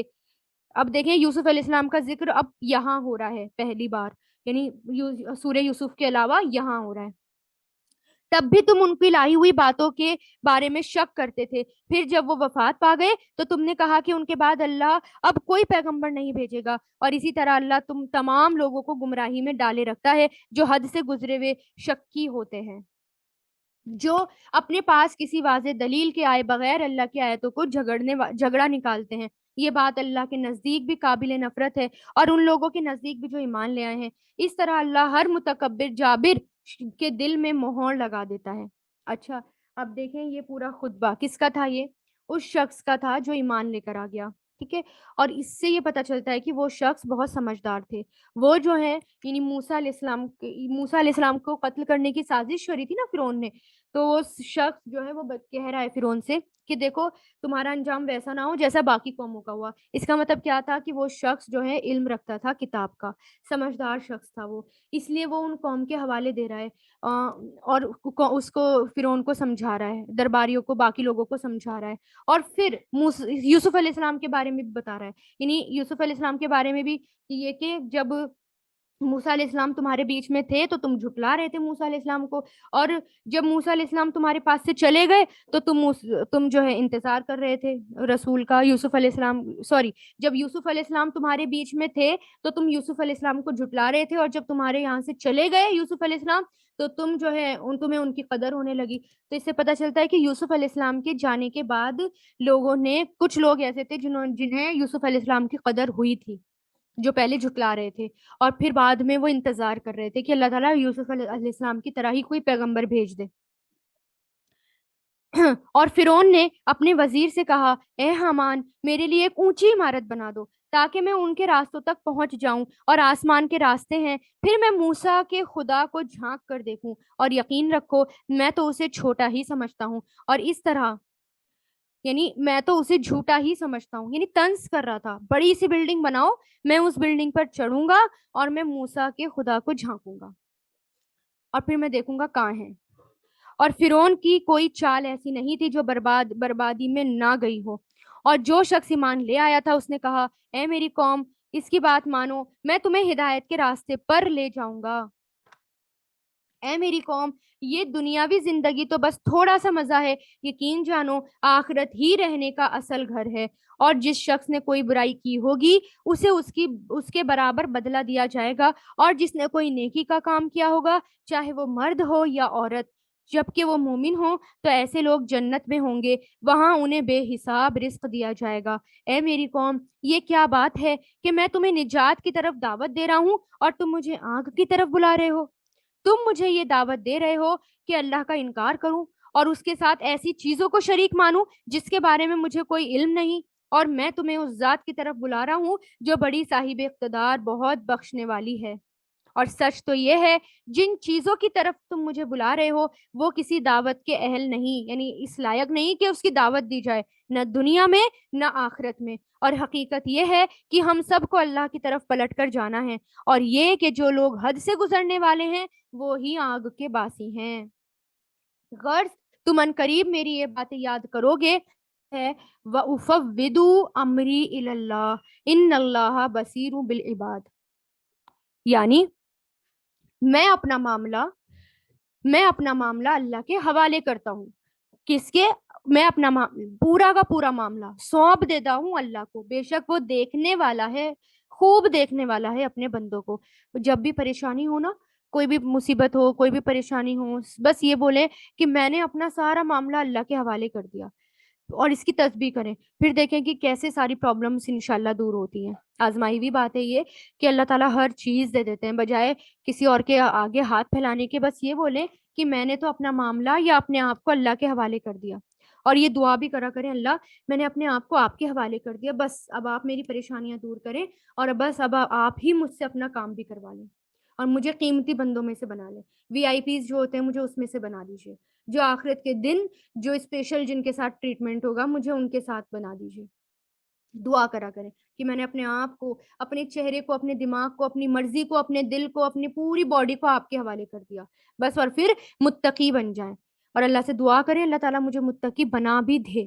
اور دیکھیں یہ شخص جو سمجھدار ہے، جو دین کی دعوت دے رہا ہے، اور اس سے یہ بات پتہ چلتی ہے جو مومن ہوتا ہے برائیاں دیکھ کر چپ نہیں بیٹھتا، اس کے دل میں تڑپ ہوتی ہے اللہ تعالیٰ کی دوسری مخلوق کے لیے، دوسرے بندوں کے لیے، کہ وہ بھی آگ سے بچ جائیں، اس لیے مومن چپ چاپ نہیں بیٹھتا، اس لیے وہ نیکی کا حکم دیتا ہے اور برائیوں سے روکتا ہے، امر بالمعروف نہیں انل منکر، یہ کام وہ کرتا ہے، اور مومنوں کا تو کام ہی ہے یہ کرنا، اگر یہ کام مومنوں نے چھوڑ دیا تو ان کے اوپر عذاب آنے شروع ہو جائیں گے، اللہ تعالیٰ ان سے ان کی عزتوں کو چھیننا شروع کر دیں گے، دوسری قوم ان پر حاوی ہو جائیں گی، اور ایسا ہوتا آیا ہے۔ جب بھی ہم نے یہ کام چھوڑ دیے، نماز، روزہ، زکوٰۃ، یہ تو کرنا ہی کرنا ہے، لیکن ساتھ میں نیکیوں کا حکم دینا ہے اور برائیوں سے روکنا ہے۔ دیکھیں ہر قوم میں، ہم نے سورہ یاسین پڑھی، اس میں بھی ایک شخص آیا تھا دوڑتا ہوا دائی، لوگوں کو روکنے کے لیے برائیوں سے، کہ مان لو پیغمبروں کی بات، مان لو قرآن کی بات، اور یہ والا یہاں پر بھی یہ بھی شخص یہی کہہ رہا ہے کہ مان لو اللہ کی بات، مان لو موسیٰ علیہ السلام کی بات۔ ہمیں بھی کیا کرنا ہے کہ مان لو رسول اللہ کی بات، قرآن کو فالو کر لو، قرآن کو ہمیں عام کرنا ہے، لوگوں تک پہنچانا ہے۔ نتیجہ یہ ہوا کہ ان لوگوں نے جو برے برے منصوبے بنا رکھے تھے، یعنی پلاننگز کر رکھی تھی، اللہ نے اس مرد مومن کو ان سب سے محفوظ رکھا۔ دیکھیں ذرا، اللہ تعالیٰ نے اس مرد مومن کو محفوظ رکھا، ایک ہی تھا نا وہ، اور اللہ تعالیٰ نے ان کو بچا لیا۔ اللہ تعالیٰ اپنے دائی کی ہمیشہ حفاظت کرتے ہیں۔ اور فرعون کے لوگوں کو بدترین عذاب نے آ گھیرا، یعنی فرعون سے بھی بچے وہ، پتا چلا نا، دیکھو فرعون کو خطبہ دے رہے ہیں لیکن فرعون سے بھی بچے، اور اللہ تعالیٰ کے عذاب میں بھی نہیں آئے، اور اللہ تعالیٰ نے بچایا۔ تو اللہ تعالیٰ اپنے دائی کو ہمیشہ بچاتے ہیں۔ آگ ہے جس کے سامنے انہیں صبح شام پیش کیا جاتا ہے، یعنی ابھی بھی فرعون کو اور ان کو آگ میں پیش کیا جاتا ہے صبح شام۔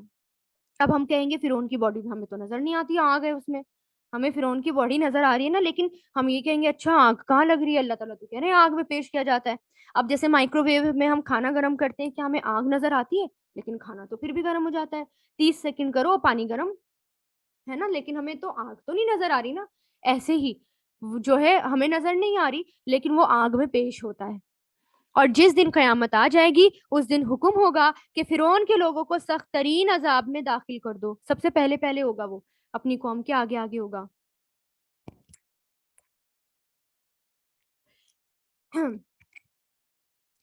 اچھا یہ بھی ملتا ہے کہ آپ صلی اللہ علیہ وسلم جب معراج پر تشریف لے گئے تھے تو آپ کو آل فرعون آگ پر جاتی دکھائی دی تھی، پھر برزخ میں انہیں آگ پر پیش کیا جاتا ہے، اور اس سے قبر کے عذاب کا ثبوت ملتا ہے نا، کیونکہ قبر کا عذاب کے بارے میں بھی آتا ہے نا کہ رسول اللہ ایک بار قبر کے سامنے سے گزرے تھے تو دو قبر کے سامنے سے تو دونوں پر عذاب ہو رہا تھا، ایک اور جس میں سے ایک چگل خور تھا اور دوسرا کون تھا جو کہ یورین سے نہیں بچتا تھا. تو خیر قبر کا عذاب ہوتا ہے، صحیح بخاری سے بھی پتہ چلتا ہے کہ قبر میں جو ہے اللہ تعالیٰ کی طرف سے عذاب آتا ہے. تو اب فرعون کو بھی ابھی بھی برزخی زندگی میں عذاب دیا جاتا ہے. اور اس وقت کا دھیان رکھو جب یہ لوگ دوزخ میں ایک دوسرے سے جھگڑ رہے ہوں گے. چنانچہ جو لوگ دنیا میں کمزور تھے، یعنی شیڈیول کاسٹ کے تھے یا کمزور تھے یا دبے ہوئے تھے، وہ ان لوگوں سے کہیں گے جو بڑے بنے ہوئے تھے، ہم تو تمہارے پیچھے چلنے والے لوگ تھے، تو کیا تم آگ کا کچھ حصہ ہمارے بدلے خود لے لو گے؟ اور جو بڑے بنے ہوئے تھے وہ کہیں گے ہم سب ہی اس دوزخ میں ہیں، اللہ تمام بندوں کے درمیان فیصلہ کر چکا ہے. اور یہ سب جو آگ میں پڑے ہوں گے دوزخ کے نگرانوں سے کہیں گے اپنے پروردگار سے دعا کرو کہ وہ کسی دن ہم سے عذاب کو ہلکا کر دے. وہ کہیں گے کیا تمہارے پاس تمہارے پیغمبر کھلی کھلی نشانیاں لے کر نہیں آئے تھے؟ دوزخی جواب دیں گے بے شک آئے تو تھے. وہ کہیں گے پھر تو تم ہی دعا کرو، اور کافر کی دعا کا کوئی انجام اکارت جانے کے سوا کچھ نہیں. یعنی کافروں کی دعا قبول نہیں ہوتی، ویسٹ ہوتی ہے، اس کے علاوہ کچھ نہیں. یعنی یہیں پڑے رہو اور یہیں پڑے رہ کر دعا کرو، اپنے آپ ہی اپنے لیے خود دعا کرو. یقین رکھو کہ ہم اپنے پیغمبروں اور ایمان لانے والوں کی دنیاوی زندگی میں بھی مدد کرتے ہیں. کس کی؟ پیغمبروں کی اور ایمان لانے والوں کی دنیا کی زندگی میں بھی مدد کرتے ہیں، اور اس دن بھی کریں گے جب گواہی دینے والے کھڑے ہوں گے. یعنی فرشتے جب گواہ بنیں گے، انبیاء کرام گواہ بنیں گے، تب کھڑا کیا جائے گا. کتنی بڑی خوشخبری ہے نا ایمان والوں کے لیے کہ ایمان والوں کی مدد ہر حال میں ہوتی ہے. اس لیے ہمیں کیا کرنا ہے؟ بنا ڈرے بس اللہ کا دائی بن جانا ہے. یہ نہیں سوچنا کہ میں برقع پہنوں گی یا میں پردہ کروں گی تو دوسرے لوگ میرا مذاق بنائیں گے یا مجھے یہاں سے باہر نکال دیں گے یا مجھے دھکے دیں گے یا پتھراؤ کر دیں گے میرے اوپر. نہیں، اگر میں مومن ہوں واقعی میں تو اللہ تعالیٰ کی مدد ضرور آئے گی، اکیلی بھی ہوئی تب بھی آئے گی. لیکن دین کے معاملے میں ہمیں کمپرومائز نہیں کرنا. دین کے معاملے میں. اور جس دن ظالموں کو ان کی معذرت کچھ بھی فائدہ نہیں دے گی اور ان کے حصے میں پھٹکار ہوگی اور ان کے لیے رہائش کی بدترین جگہ. اور ہم نے موسیٰ کو ہدایت عطا کی تھی اور بنی اسرائیل کو اس کتاب کا وارث بنایا تھا جو عقل والوں کے لیے ہدایت اور نصیحت تھی. کس کے لیے؟ عقل والوں کے لیے. اس لیے عقل والے قرآن کو تھامتے ہیں، بے وقوف اسے چھوڑتے ہیں. عقل والے تو اس کو ہمیشہ اپنے پاس رکھتے ہیں، پاکٹ قرآن بھی رکھتے ہیں. آج کل تو موبائل میں قرآن رکھتے ہیں، ہر وقت جو بھی سچویشن آئے قرآن کو کھول لیا، قرآن میں نوٹس بنا لیے، قرآن میں انڈر لائن کر لی کہ نہیں یہ اس وقت مجھے یہ آیت پہ دھیان دینا ہے، اس وقت یہ آیت، اس طرح کر کے ہر وقت وہ قرآن کے اکارڈنگ چلتے ہیں. وہی عقل والے ہیں. یہاں پر اللہ تعالیٰ انہی کو عقل والے بتا رہے ہیں. جس نے قرآن چھوڑ لیا، چاہے وہ MBBS ہی کر کے بیٹھا ہو، کتنی بڑی سے بڑی ڈگری لے کر بیٹھا ہو، وہ بے وقوف ہے. لہٰذا اے پیغمبر صبر سے کام لو، یقین رکھو اللہ کا وعدہ سچا ہے. وہ اپنے قصور پر استغفار کرتے رہو اور صبح شام اپنے پروردگار کی حمد کے ساتھ تسبیح کرتے رہو. استغفار کرنا شکر گزاری بھی ہوتی ہے. رسول اللہ کتنی بار استغفار کرتے تھے نا، جبکہ وہ گناہوں سے بالکل پاک معصوم تھے، پھر بھی. اور ہمیں بھی کہا جا رہا ہے کہ استغفار کرو. تو 100 مرتبہ دن میں ایک بار تو استغفار کرنی چاہیے. اور یقین جانو جو لوگ اللہ کی آیتوں کے بارے میں جھگڑتے ہیں جبکہ ان کے پاس اپنے دعوے کی کوئی سند نہیں، یعنی کوئی ریفرنس نہیں، کوئی پروف نہیں، ان کے سینوں میں اور کچھ نہیں بلکہ اس بڑائی کا گھمنڈ ہے کہ جس تک وہ کبھی پہنچنے والی نہیں. لہٰذا تم اللہ کی پناہ مانگو، یقیناً وہی ہے جو ہر بات سننے والا اور سب کچھ دیکھنے والا ہے. یقینی بات یہ ہے کہ آسمان اور زمین کا پیدا کرنا انسانوں کے پیدا کرنے سے زیادہ بڑا کام ہے. یعنی انسان جو ہے اس کو پیدا کرنا مشکل نہیں تھا، آسمان اور زمین زیادہ بڑی چیز ہے. اگر ہم غور کریں، انٹرنیٹ کھول کر دیکھیے گا، یونیورس میں دیکھیے گا، واقعی یونیورس پیدا کرنا کوئی معمولی چیز ہوگی؟ یعنی ہمیں تو اللہ تعالیٰ کے لیے، لیکن اس کو بھی پیدا کرنا معمولی ہے، چٹکی، یعنی کن کہتے ہی پیدا ہو گئی بس.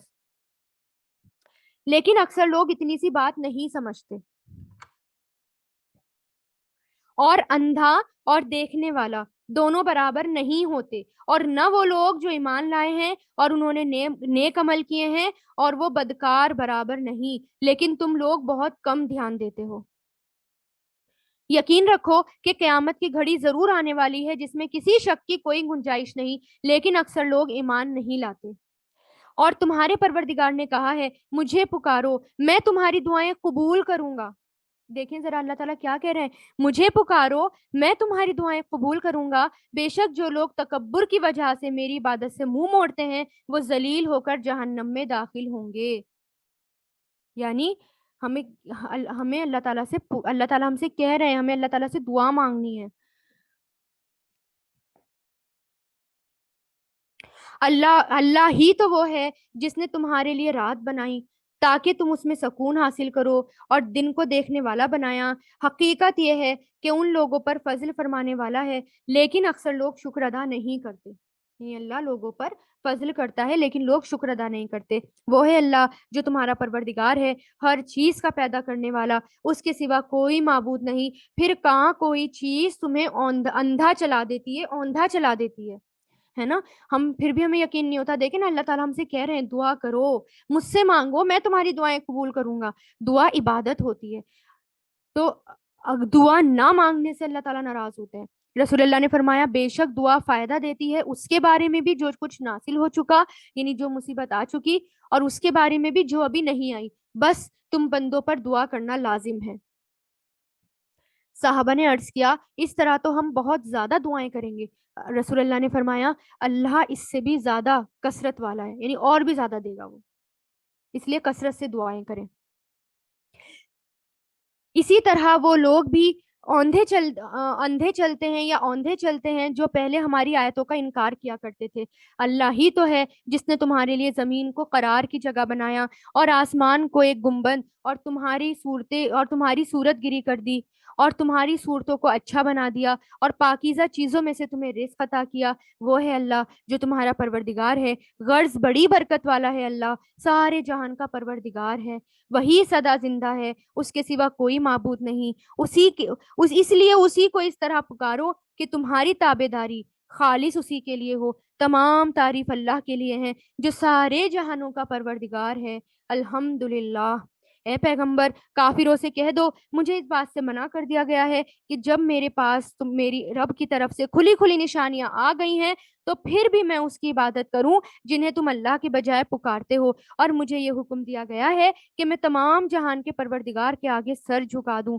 وہی ہے جس نے تمہیں مٹی سے پیدا کیا، پھر نطفے سے، پھر جمے ہوئے خون سے، پھر وہ تمہیں بچے کی شکل میں باہر لاتا ہے، پھر وہ تمہاری پرورش کرتا ہے تاکہ تم اپنی بھرپور طاقت کو پہنچ جاؤ اور پھر بوڑھے ہو جاؤ، اور تم میں سے کچھ وہ ہیں جو اس سے پہلے ہی وفات پا جاتے ہیں تاکہ تم ایک مقرر وقت تک پہنچو، تاکہ تم عقل سے کام لو۔ وہی ہے جو زندگی دیتا ہے اور موت دیتا ہے، اور جب وہ کسی کام کا فیصلہ کر لیتا ہے تو صرف اتنا کہتا ہے ہو جا، بس وہ ہو جاتی ہے۔ کن، کلمہ کن سے۔ کیا تم نے ان لوگوں کو نہیں دیکھا؟ کیا تم نے ان لوگوں کو دیکھا جو ہماری آیتوں میں جھگڑا نکالتے ہیں؟ کوئی کہاں سے ان کا رخ پھیر دیتا ہے؟ یہ لوگ وہ ہیں جنہوں نے اس کتاب کو بھی جھٹلایا اور اس کی تعلیم کو بھی، جس کا حامل بنا کر ہم نے اپنے پیغمبر کو بھیجا تھا۔ چنانچہ انہیں جلد ہی پتہ چل جائے گا جب ان کے گلوں میں توق اور زنجیریں ہوں گی اور انہیں گرم پانی میں گھسیٹا جائے گا، پھر آگ میں جھونک دیا جائے گا۔ استغفر اللہ۔ پھر ان سے کہا جائے گا کہاں ہیں ان کے اللہ کے سوا وہ تمہارے معبود جنہیں تم خدائی میں شریک مانتے تھے؟ یہ کہیں گے وہ سب تو ہم سے کھو گئے، بلکہ ہم پہلے کسی چیز کو نہیں پکارا کرتے تھے۔ اس طرح اللہ کافروں کو بدحواس کر دے گا، یعنی جھوٹ بولیں گے کافر لوگ، اتنے گھبرا جائیں گے، کہیں گے کہ نہیں نہیں ہم تو کوئی شرک نہیں کرتے تھے۔ اور جبکہ جہنمیوں کو کیا، ان کو سب سے پہلے یعنی جہنمیوں کو آگ میں ڈال دیا جائے گا۔ قیامت کے دن اللہ تعالیٰ پوچھیں گے تمہارے شریک کہاں ہیں؟ نہیں ملیں گے، پھر انہیں جہنم میں ڈال دیا جائے گا، اور جس کی آگ کبھی بھی بجھنے والی نہیں، بلکہ اور اس کو جب جب وہ بجھنے لگے گی تو اس کو اور بھڑکا دیا جائے گا۔ حدیث سے پتہ چلتا ہے ایک جہنمی کا ایک سانس لاکھ سے زیادہ لوگوں کو جلا سکتا ہے، اتنی شدید ہے ہوگی جہنم کی آگ۔ ذرا سوچیں وہ آگ کیسی ہوگی۔ ان سے پہلے ہی کہہ دیا گیا تھا یہ سب کچھ اس لیے ہوا کہ تم زمین پر ناحق اترایا کرتے تھے، اور اس لیے کہ تم اکڑ دکھاتے تھے۔ جاؤ جہنم کے دروازوں میں ہمیشہ رہنے کے لیے داخل ہو جاؤ، کیونکہ تکبر کرنے والوں کا ٹھکانہ برا ہی ہوتا ہے۔ لہٰذا اے پیغمبر، تم صبر سے کام لو، یقین رکھو اللہ کا وعدہ سچا ہے۔ اب ہم ان کافروں کو جس عذاب سے ڈرا رہے ہیں، چاہے اس کا کچھ حصہ ہم تمہیں بھی تمہاری زندگی میں دکھائیں یا تمہیں دنیا سے اٹھا لیں، بہر صورت ان کو ہمارے پاس ہی لوٹ کر آنا ہے۔ اور حقیقت یہ ہے ہم نے تم سے پہلے بھی بہت سے پیغمبر بھیجے ہیں، اور ان میں سے کچھ وہ ہیں جن کے واقعات ہم نے تمہیں بتا دیے، اور کچھ وہ ہیں جن کے واقعات ہم نے تمہیں نہیں بتائے۔ اور کسی پیغمبر کو یہ اختیار نہیں کہ وہ اللہ کی اجازت کے بغیر کوئی معجزہ لے آئیں۔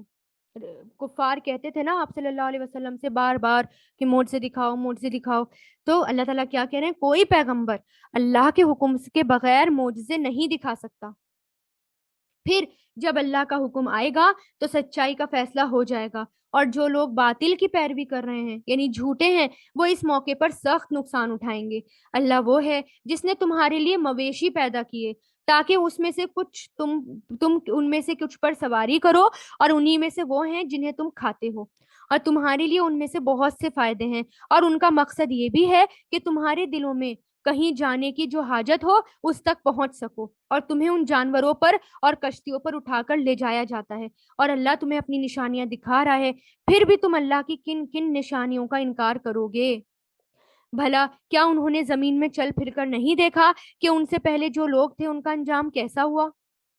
یعنی اللہ تعالیٰ اپنی نشانیاں دکھا رہا ہے، پھر بھی انکار کر رہے ہو؟ کتنی نشانیاں، کون سے معجزے دیکھنے ہیں، جبکہ اللہ تعالیٰ اتنے معجزے دکھا رہا ہے، آسمان اور یہ زمین، یہ کشتیاں، یہ سفر، یہ جانور، یہ پیڑ پودے، یہ پوری کائنات، یونیورس، اتنی نشانیاں ہیں اللہ تعالیٰ کے لیے۔ تو یعنی ہم اللہ تعالیٰ کی بنائی بھی اگر ہمیں ایمان لانا ہو تو کن کن کو جھٹلاؤ گے؟ اور وہ ان سے تعداد میں زیادہ تھے، یعنی پہلے لوگ تعداد میں زیادہ تھے اور طاقت میں بھی بہت زیادہ تھے، اور ان یادگاروں میں بھی جو وہ زمین پر چھوڑ گئے تھے، یعنی ڈیولپڈ قوم تھی، پھر بھی جو کچھ وہ کماتے تھے ان کے کچھ کام نہیں آیا۔ چنانچہ جب ان کے پیغمبر ان کے پاس کھلی کھلی دلیلیں لے کر آئے، تب بھی وہ اپنے اس علم پر ہی ناز کرتے رہے جو ان کے پاس تھا، اور جس چیز کا وہ مذاق اڑایا کرتے تھے اسی نے ان کو آ گھیرا۔ پھر جب انہوں نے ہمارا عذاب آنکھوں سے دیکھ لیا تو اس وقت کہا کہ ہم خدائے واحد پر ایمان لے آئے، اور ان سب کا ہم نے انکار کر دیا جن کو ہم اللہ کے ساتھ شریک ٹھہرایا کرتے تھے۔ لیکن جب ہمارا عذاب انہوں نے دیکھ لیا تھا تو اس کے بعد ان کا ایمان لانا انہیں کچھ فائدہ نہیں پہنچا سکتا تھا۔ خبردار رہو کہ اللہ کا یہی معمول ہے کہ جو اس کے بندوں میں سے پہلے سے چلا آ رہا ہے، اور اس موقع پر کافروں نے سخت نقصان اٹھایا۔ یعنی اللہ تعالیٰ کا کیا معمول ہے؟ جب بھی کوئی بات نہیں مانے گا، جب بھی کوئی اللہ تعالیٰ کے حکم کی خلاف ورزی کرے گا، پیغمبروں کو جھٹلا دے گا، تو وہ کیا ہوگا؟ عذاب میں پکڑ لیا جائے گا، اور اس کی جگہ دوسرے لوگ آ جائیں گے، اور پھر اللہ تعالیٰ ان کو بسائے گا، ان سے اللہ تعالیٰ اپنے کام کروائے گا۔ یہی اللہ تعالیٰ کا معمول ہے جو چلا آ رہا ہے۔ تو ہمیں کیا کرنا ہے؟ اس سے پہلے وہ دن آئے، ہمیں اٹھ جانا ہے، ہمیں اللہ کے کام کرنے ہیں، ہمیں دائی بن جانا ہے اور اللہ تعالیٰ کی پروٹیکشن میں آ جانا ہے۔ بہت سمپل سا کام ہے۔ اگر ہمیں ظلموں سے بچنا ہے، اگر ہمیں برائیوں سے بچنا ہے، بس قرآن کو تھام لے، دائی بن جائیں، وہ اپنے آپ اللہ کی پروٹیکشن میں آ جائیں گے، ایسی شیلڈ کہ اس کو کوئی توڑنے والا نہیں، کوئی نقصان پہنچانے والا نہیں۔ سورہ حامیم سجدہ، اور اس کو سورہ فصلت بھی کہا جاتا ہے۔ یہ سورہ مکی صورت ہے۔ فصلت مطلب کھول کر بیان کرنے والی۔ حامیم، یہ کلام اس ذات کی طرف سے نازل کیا جا رہا ہے جو سب پر مہربان، بہت مہربان ہے۔ عربی قرآن کی شکل میں یہ وہ کتاب ہے جس کی آیتیں علم حاصل کرنے والوں کے لیے تفصیل سے بیان کی گئی۔ فصلت یعنی پھر سے دیکھیں، کس نے نازل کیا اس کتاب کو؟ رحمان نے، رحیم نے اس کو نازل کیا۔ یہ معمولی کتاب نہیں، اس لیے اس کو غور سے سنیں۔ یہ قرآن خوشخبری دینے والا بھی ہے اور خبردار کرنے والا بھی۔ کس سے خبردار کرنے والا؟ جہنم سے۔ یعنی قرآن کو سننا بڑا ضروری ہے۔ ہمارے کانوں کے راستے سے یہ دل پر اثر کرتا ہے۔ پڑھتے ہوئے یعنی پڑھتے ہوئے ہمارا ذہن عام طور پر ادھر ادھر بھٹک جاتا ہے، لیکن کانوں سے جو بات جاتی ہے وہ اندر تک، دل تک چلی جاتی ہے، سما جاتی ہے، تو اس کو سننا بہت ضروری ہے۔ پھر بھی ان میں سے اکثر لوگوں نے منہ موڑ رکھا ہے، جس کے نتیجے میں وہ سنتے ہی نہیں۔ یعنی جب انسان منہ موڑ لیتا ہے تو سنتا ہی نہیں ہے، اور جب سنتا نہیں ہے تو سیدھے راستے تک نہیں آتا۔ اور پیغمبر صلی اللہ علیہ وسلم سے کہتے ہیں، جس چیز کی طرف تم ہمیں بلا رہے ہو اس کے لیے ہمارے دل غلافوں میں پڑے ہوئے ہیں، ہمارے کان بہرے ہیں، ہمارے اور تمہارے درمیان ایک پردہ ہے، لہٰذا تم اپنا کام کرتے رہو، ہم اپنا کام کر رہے ہیں۔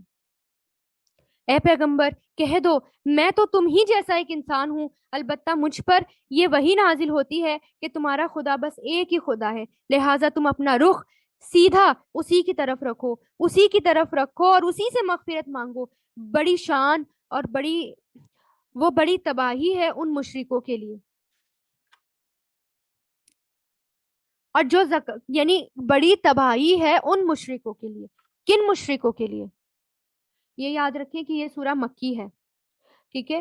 تو جو بعض دوسری مکی صورتوں میں بھی زکوٰۃ کا ذکر آیا ہے، جس سے یہ معلوم ہوتا ہے زکوٰۃ جو ہے مکہ میں فرض ہو چکی تھی، ٹھیک ہے؟ اور کچھ احکام اس کے مدینہ میں آئے تھے۔ بہرحال کانٹرڈکشن ہے، لیکن پھر بھی یہاں پر کن کے لیے بات ہو رہی ہے؟ ان مشرکوں کے لیے جو زکوٰۃ ادا نہیں کرتے، ان کا حال یہ ہے کہ آخرت سے وہ بالکل ہی منکر ہیں، یعنی آخرت کو مانتے ہی نہیں۔ یعنی یہاں پر خاص زکوٰۃ کو کفر کے ساتھ خاص کر دیا، کیونکہ انسان کو اپنا مال بہت محبوب ہوتا ہے نا، بہت پیارا ہوتا ہے، مال اس کی روح کا ساتھی ہو جاتا ہے، اور جب اللہ کے راستے میں خرچ کرنا پڑتا ہے تو بہت مشکل ہوتی ہے، اس لیے اور جو آسانی سے خرچ کر دیتا ہے اسے اللہ پر یقین ہوتا ہے، وہ متقی ہوتے ہیں جن کو فرق ہی نہیں پڑتا۔ تو اس لیے مال سے بہت زیادہ ہمیں محبت نہیں ہونی چاہیے، اس کو خرچ کرتے رہنا چاہیے تاکہ وہ کئی گنا بڑھے اور ہمیں پاک کر دے۔ البتہ جو لوگ ایمان لے آئے ہیں اور انہوں نے نیک عمل کیے ہیں، ان کے لیے بے شک ایسا اجر ہے جس کا سلسلہ کبھی ٹوٹنے والا نہیں۔ کہہ دو، کیا تم واقعی اس ذات کے ساتھ کفر کا معاملہ کرتے ہو جس نے زمین کو 2 دن میں پیدا کیا اور اس کے ساتھ دوسروں کو شریک ٹھہراتے ہو؟ وہ ذات ہے تو سارے جہانوں کی پرورش کرنے والی ہے، اور اسی نے زمین میں جمے ہوئے پہاڑ پیدا کیے جو اس کے اوپر ابھرے ہوئے ہیں، اور اس میں برکت ڈال دی، اور اس میں توازن کے ساتھ اس کی غذائیں اگا دی، یعنی بالکل ایکول، یعنی اندازے کے ساتھ جتنا ہمیں چاہیے، اور یہ سب کچھ 4 دن میں ہوا، تمام سوال کرنے والوں کے لیے برابر۔ پھر وہ آسمان کی طرف متوجہ ہوا، جبکہ وہ اس وقت دھوئیں کی شکل میں تھا، یعنی آسمان اس وقت کیسی شکل میں تھا؟ دھوئیں کی شکل میں تھا، اور اس سے اور زمین سے کہا، چلے آؤ، چاہے خوشی سے یا زبردستی سے۔ دونوں نے کہا، ہم خوشی خوشی آتے ہیں۔ تو 2 دن میں زمین پیدا کی گئی، اور 2 دن میں اس زمین پر پہاڑ اور دوسری انسانی ضرورت کی چیزیں، خوراک وغیرہ، ان سب کا انتظام کیا، پہاڑ وغیرہ لگائے پھر، اور 2 دن میں پھر پہاڑ وغیرہ، پھر اللہ تعالیٰ نے 2 دن پر پھر باقی کے 2 دن آسمان کی طرف متوجہ فرمایا۔ اس طرح تخلیق کے کتنے سٹیپ ہوئے؟ 6۔ کتنے دن ہوئے؟ 6 دن۔ یعنی سب چیز اللہ تعالیٰ نے اسٹیپ بائی اسٹیپ کی۔ تو اللہ تعالیٰ کیوں بتاتے ہیں یہ اسٹیپ بائی اسٹیپ؟ کیونکہ یہ دیکھیں کہ ہمیں بھی انسان کو جو ہے نا، کیونکہ یہ اللہ تعالیٰ نے اس طرح کیا، اللہ تعالیٰ نے ہمیں سکھانے کے لیے، یعنی اللہ تعالیٰ کو ضرورت تو نہیں تھی بتانے کے لیے، لیکن اللہ تعالیٰ نے پھر بھی ہمیں بتایا کہ کس طرح ہر چیز اسٹیپ بائی اسٹیپ ہوئی۔ اس لیے انسان کو بھی نا اپنے ہر کام اسٹیپ بائی اسٹیپ کرنے چاہیے، یعنی کہ اب یہ بھی پکڑ لوں میں، اب میں یہ بھی پکڑ لوں، اب میں وہ بھی کر لوں، اب میں وہ بھی کر لوں، پتہ چلا کچھ بھی نہیں کر پاتا وہ۔ ہر چیز اسٹیپ بائی اسٹیپ کرے، ہر چیز، جیسے کہ اپنا، اور انسان پھر کبھی رکے نہ علم کے معاملے میں بھی۔ جیسے مان لیں چھوٹا سا اگزامپل، پہلے ہم بیسک گرامر کرتے ہیں، اسٹیپ بائی اسٹیپ کریں، پھر اس کے تھرو ہم قرآن سکھانے کی کوشش کرتے ہیں، پھر اس کے بعد ایڈوانس گرامر کی طرف چلتے ہیں، پھر دھیرے دھیرے اور علم دینا شروع کرتے ہیں۔ تو ہر جب اسٹیپ بائی اسٹیپ، لیکن کبھی یہ نہ سوچیں بس ہو گیا۔ علم کے معاملے میں ہمیشہ اگر ایک بار ہو گیا، ایک بار شروع کر دیا، بس کر دیا، اس کو روکے نہ۔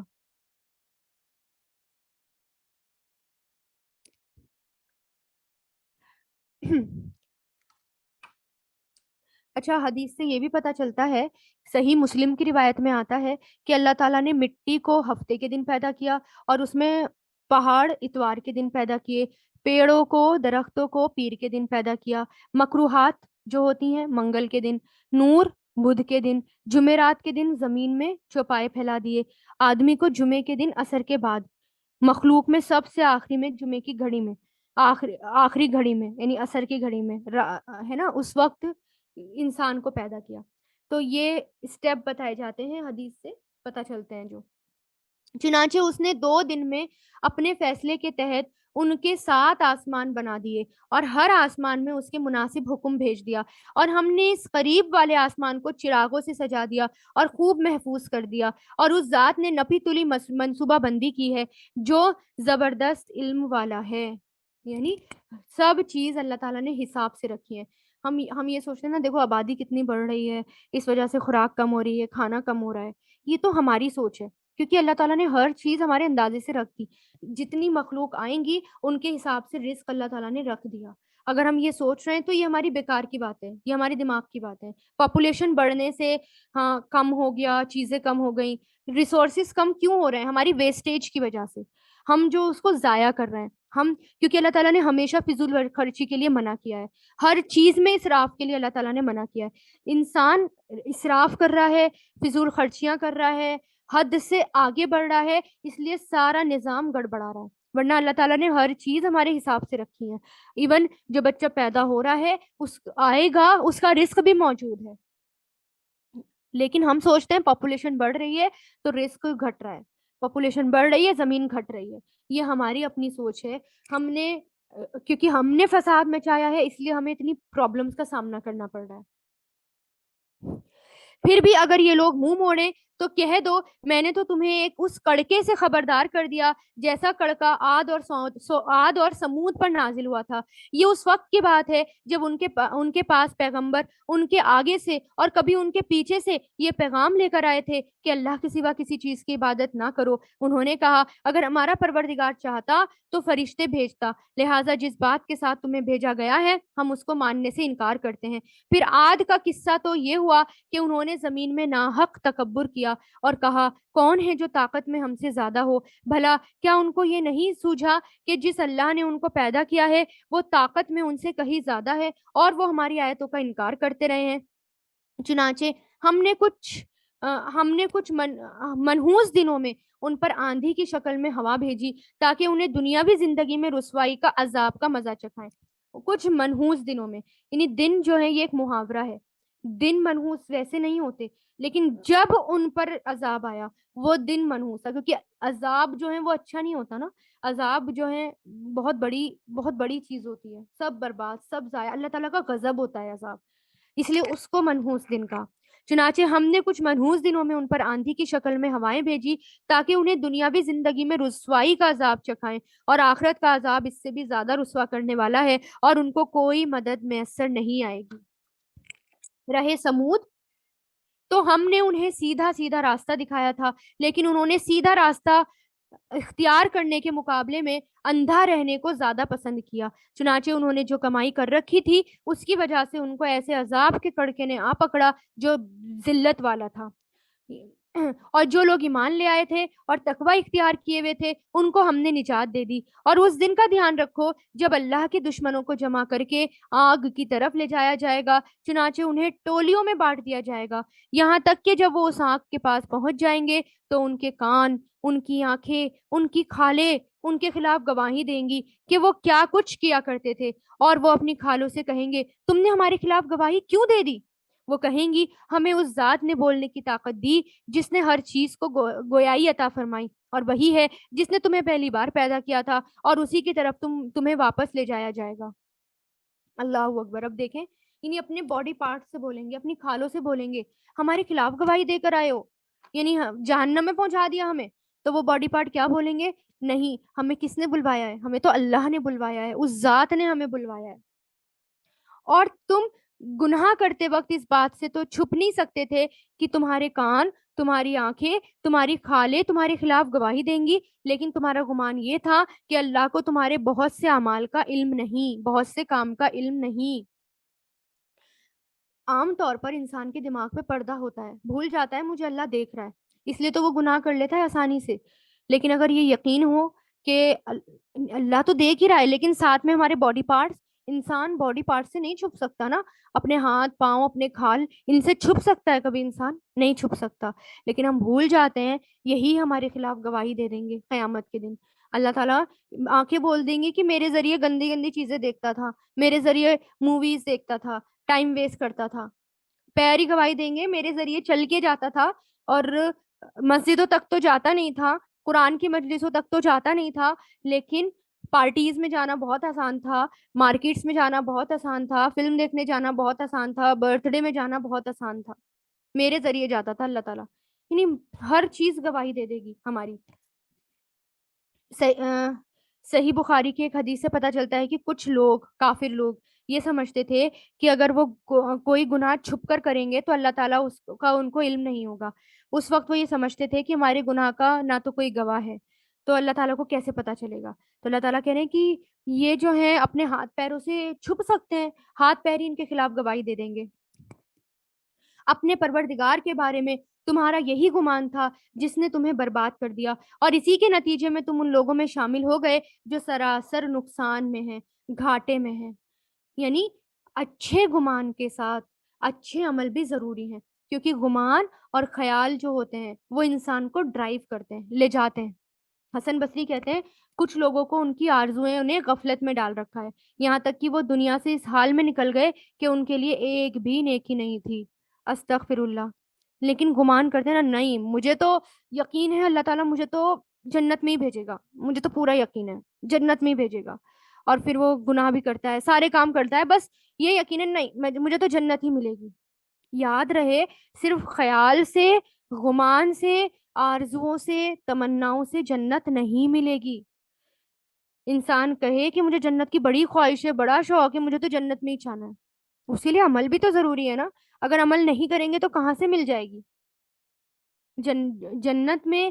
جہنم سے بچنے کے لیے اگر میں کہوں کہ نہیں مجھے تو جہنم سے میں تو بچ جاؤں گی، بنا توبہ کے بچ جائیں گے؟ توبہ ضروری ہے نا اس کے لیے، عمل ضروری ہے ایسے اس سے بچنے کے لیے.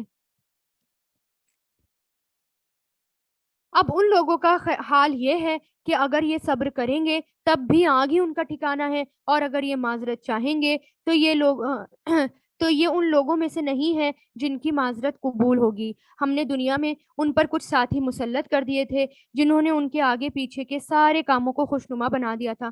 چنانچہ جو دوسرے جنات اور انسان ان سے پہلے گزرے ہیں ان کے ساتھ مل کر عذاب کی بات ان پر بھی سچی ہوئی.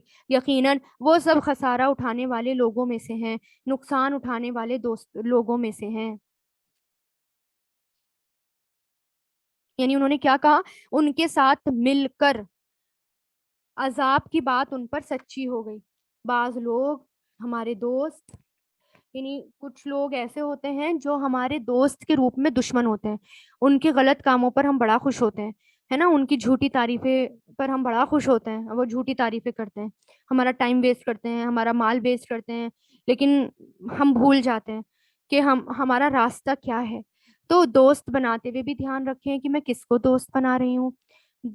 کس کے ساتھ، جس کے ساتھ بہت زیادہ بیٹھ رہے ہیں یہ سوچیں میں کس کے ساتھ زیادہ بیٹھ رہی ہوں، کیونکہ محفل، ہمارا ماحول بہت فرق پڑتا ہے اس سے ہم پر. دوست دوست کا آئینہ ہوتا ہے، آئینہ سچ بولتا ہے. ہمیں اپنے دوستوں کے ساتھ ہمیشہ ایک تو سچ رہنا چاہیے، ایک تو ہمیں اچھے دوست بنانے چاہیے، اور پھر دوستوں کے ساتھ سچا ہونا چاہیے. جس کو کہہ دیا نا کہ دوست ہے یہ، اور دین کے خاطر دوستی کی ہے یا دوست ہے، تو پھر واقعی میں ہمیں دوست ہونا چاہیے. اور پھر دوست کے جو برے کام ہیں اس سے ہمیں آگاہ کرنا چاہیے کہ نہیں دیکھو آپ کے، میں دیکھ رہی ہوں آپ کے اندر یہ برائی ہے، تو وہ اس برائی کو دور کر لے. دوست ایسا ہو جو جنت کی طرف لے جائے، دوست ایسا ہو جس کے پاس بیٹھ کر اللہ تعالیٰ یاد آ جائے، اللہ دکھنے لگے، ہے نا، ان کی مجلسوں میں بیٹھ کر، ان کے پاس بیٹھ کر ایمان بڑھ جائے، سکون حاصل ہو. ہوتا ہے نا کچھ لوگ ایسے ہوتے ہیں پازیٹیو وائبس آتی ہیں، ان کے پاس بیٹھ کر سکون ملتا ہے. ایسے ہی ہونا چاہیے کہ ان کے پاس بیٹھ کر سکون ملے. تو اللہ تعالیٰ سے دعا کریں اللہ تعالیٰ ہمیں نیک ساتھی دے، نیک دوست دیں، ایسے ایسے لوگ ملوا دیں اللہ تعالیٰ ہمیں کہ ہم جو ہیں جنت کی طرف چلے جائیں بس. اور یہ کافر لوگ ایک دوسرے سے کہتے ہیں اس قرآن کو سنو مت، اور اس کے بیچ میں غل مچا دو تاکہ تم ہی غالب رہو. یہ ایک چال تھی مشرکین کی، مشرکین مکہ کی، کہ قرآن جو ہے کیونکہ قرآن جب وہ سنتے تھے نا ان کے دل پر اثر کرتا تھا، اور عربک ٹیکسٹ ہے ہی ایسا. ہمارے دل پہ کیوں نہیں اثر کرتا؟ کیونکہ ہم اس کے موضوع کو نہیں سمجھتے، ہم عربک ٹیکسٹ کو نہیں سمجھتے. جس دن اب عربک ٹیکسٹ کو سمجھنا شروع کر جائیں گے نا، واقعی ہمارے دل پر اثر ہونے لگے گا اور ہمیں مزہ آنے لگے گا. جو عربک گرامر پڑھ رہے ہیں نا لوگ، جو یہاں پر سیکھ رہے ہیں عربی اسی میں ٹیکسٹ میں، ان سے پوچھیں کتنا سکون ملتا ہے اس قرآن کو ٹیکسٹ کو پڑھنے میں، اس کی اصل عربی میں. اور وہ لوگ کیا کرتے تھے، نہیں سننا مت اس قرآن کو، اگر سن لیا تو دل بدل جائیں گے. واقعی دل بدل جائیں گے اگر قرآن کو سن لیا. ہمارے دل اس لیے نہیں بدلتے، ہمیں سمجھ ہی نہیں آتا، عربی نہیں سمجھ میں آتی، اس لیے ہم قرأت سے نا بور ہو جاتے ہیں اکثر میجورٹی ہماری. اور یہاں ان کا یہ عمل تھا، طرز عمل تھا. قرآن سنتے وقت شور مچاتے تھے کہ مسلمانوں کو یہ اور ہمیں سننے نہیں دینا، خود بھی نہیں سننا اور مسلمانوں کو بھی نہیں سننے دینا. اس کے بارے میں ابن عباس رضی اللہ تعالیٰ عنہ کہتے ہیں کہ وہ کہتے تھے کہ اس میں شور شرابہ کرو. بعض کو نصیحت کرتے تھے کہ جب محمد صلی اللہ علیہ وسلم تم کو قرآن پڑھتے ہوئے تم ان کو دیکھو تو ترانوں، شعر و شاعری اور لغو باتوں کے ساتھ ان کا مقابلہ کرو، اور تم اپنی مجلس سجا کر بیٹھ جاؤ، تالیاں پیٹو، سیٹیاں بجاؤ، شور شرابہ کرو، تاکہ لوگ اس تماشے کی طرف آئیں اور قرآن سننے نہ جائیں. دہاق کہتے ہیں، وہ کہتے تھے کہ تم اپنی باتیں کرو تاکہ جو وہ پڑھ رہے ہیں ان پر غلط ان کو سمجھ میں آئے. نہیں جب قرآن کی مجلس چل رہی ہو اپنی باتیں کرنا شروع کر دو ادھر ادھر کی، لیکن قرآن مت سننا. اس طرح کی باتیں کرتے تھے. کچھ تو ایسا کرتے تھے، ایک پروپیگنڈا تو ایسا سوجا انہیں کہ گانے بجانے والیاں لے کر آ گئے. قرآن نہیں سننے دینا کسی کو بھی، گانے سنواؤ لوگوں کو، اور لوگوں کو مزہ آتا تھا گانے سننے میں. ذرا سوچیں ہم نہ ہو جائیں ایسے، قرآن کی بجائے کچھ اور باتیں اچھی لگنے لگیں. کیونکہ ہم دیکھتے ہیں ہمارے گھروں میں بھی کتنے لوگ ہیں جو خوشی خوشی قرآن سنتے ہوں، کتنے لوگ ہیں سمجھ ہی نہیں آتا، فرق ہی نہیں پڑتا اس سے. دل ہمارے اتنے سخت ہوتے جا رہے ہیں. تو اللہ تعالیٰ سے دعا کریں اللہ تعالیٰ ہمارے دل نرم ہوں اور قرآن سن کر مزہ آئے، سکون ملے. اس لیے ہم نے، یعنی وہ کیا کرتے تھے، شور مچاتے تھے قرآن کے بیچ میں، اس لیے ہم نے ان کافروں کو سخت عذاب کا مزہ ہم چکھائیں گے، اور یہ دنیا میں جو بدترین کام کیا کرتے تھے اس کا بدلہ بھی دیں گے.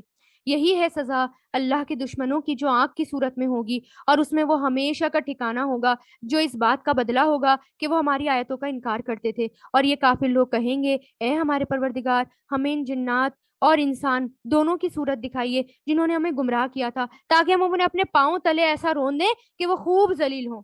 ذرا دیکھیں اتنے دشمن بن جائیں گے. آج جو دوست بنے ہوئے نا آپس میں ایک دوسرے کے، کہ چلو اسلام کے خلاف پروپیگنڈا کرتے ہیں، چلو مل کر ہم سازشیں کریں گے، اس وقت ایک دوسرے کے دشمن بن جائیں گے. اور دوسری طرف جن لوگوں نے کہا ہے کہ ہمارا رب اللہ ہے، پھر وہ اس پر ثابت قدم رہے، تو ان پر فرشتے یہ کہتے ہوئے اتریں گے، نہ تو کوئی خوف دل میں لاؤ، نہ کسی بات کا غم کرو، اس جنت سے خوش ہو جاؤ جس کا تم سے وعدہ کیا جا رہا ہے. سبحان اللہ. فرشتے کس پر تسلی دی جا رہی ہے کہ فرشتے کس پر آتے ہیں؟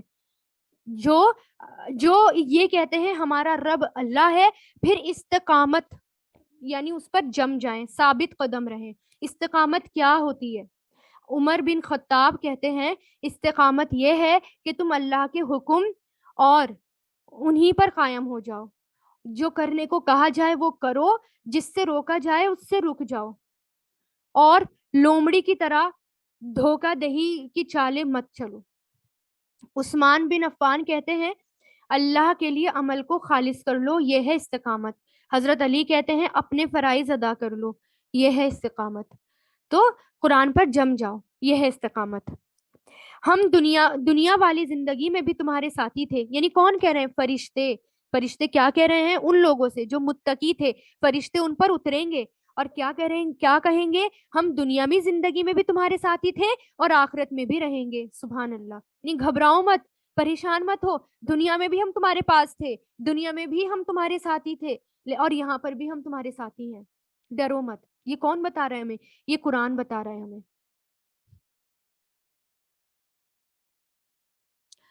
اور جنت میں ہر وہ چیز تمہارے لیے ہے جس کو تمہارا دل چاہے گا، اور میں ہر وہ چیز تمہارے لیے، اور اس میں ہر وہ چیز تمہارے لیے ہے جو تم منگوانا چاہو گے. یہ سب کچھ اس ذات کی طرف سے جو پہلی میزبانی ہے، جس کی بخشش بھی بہت ہے اور جس کی رحمت بھی کامل ہے.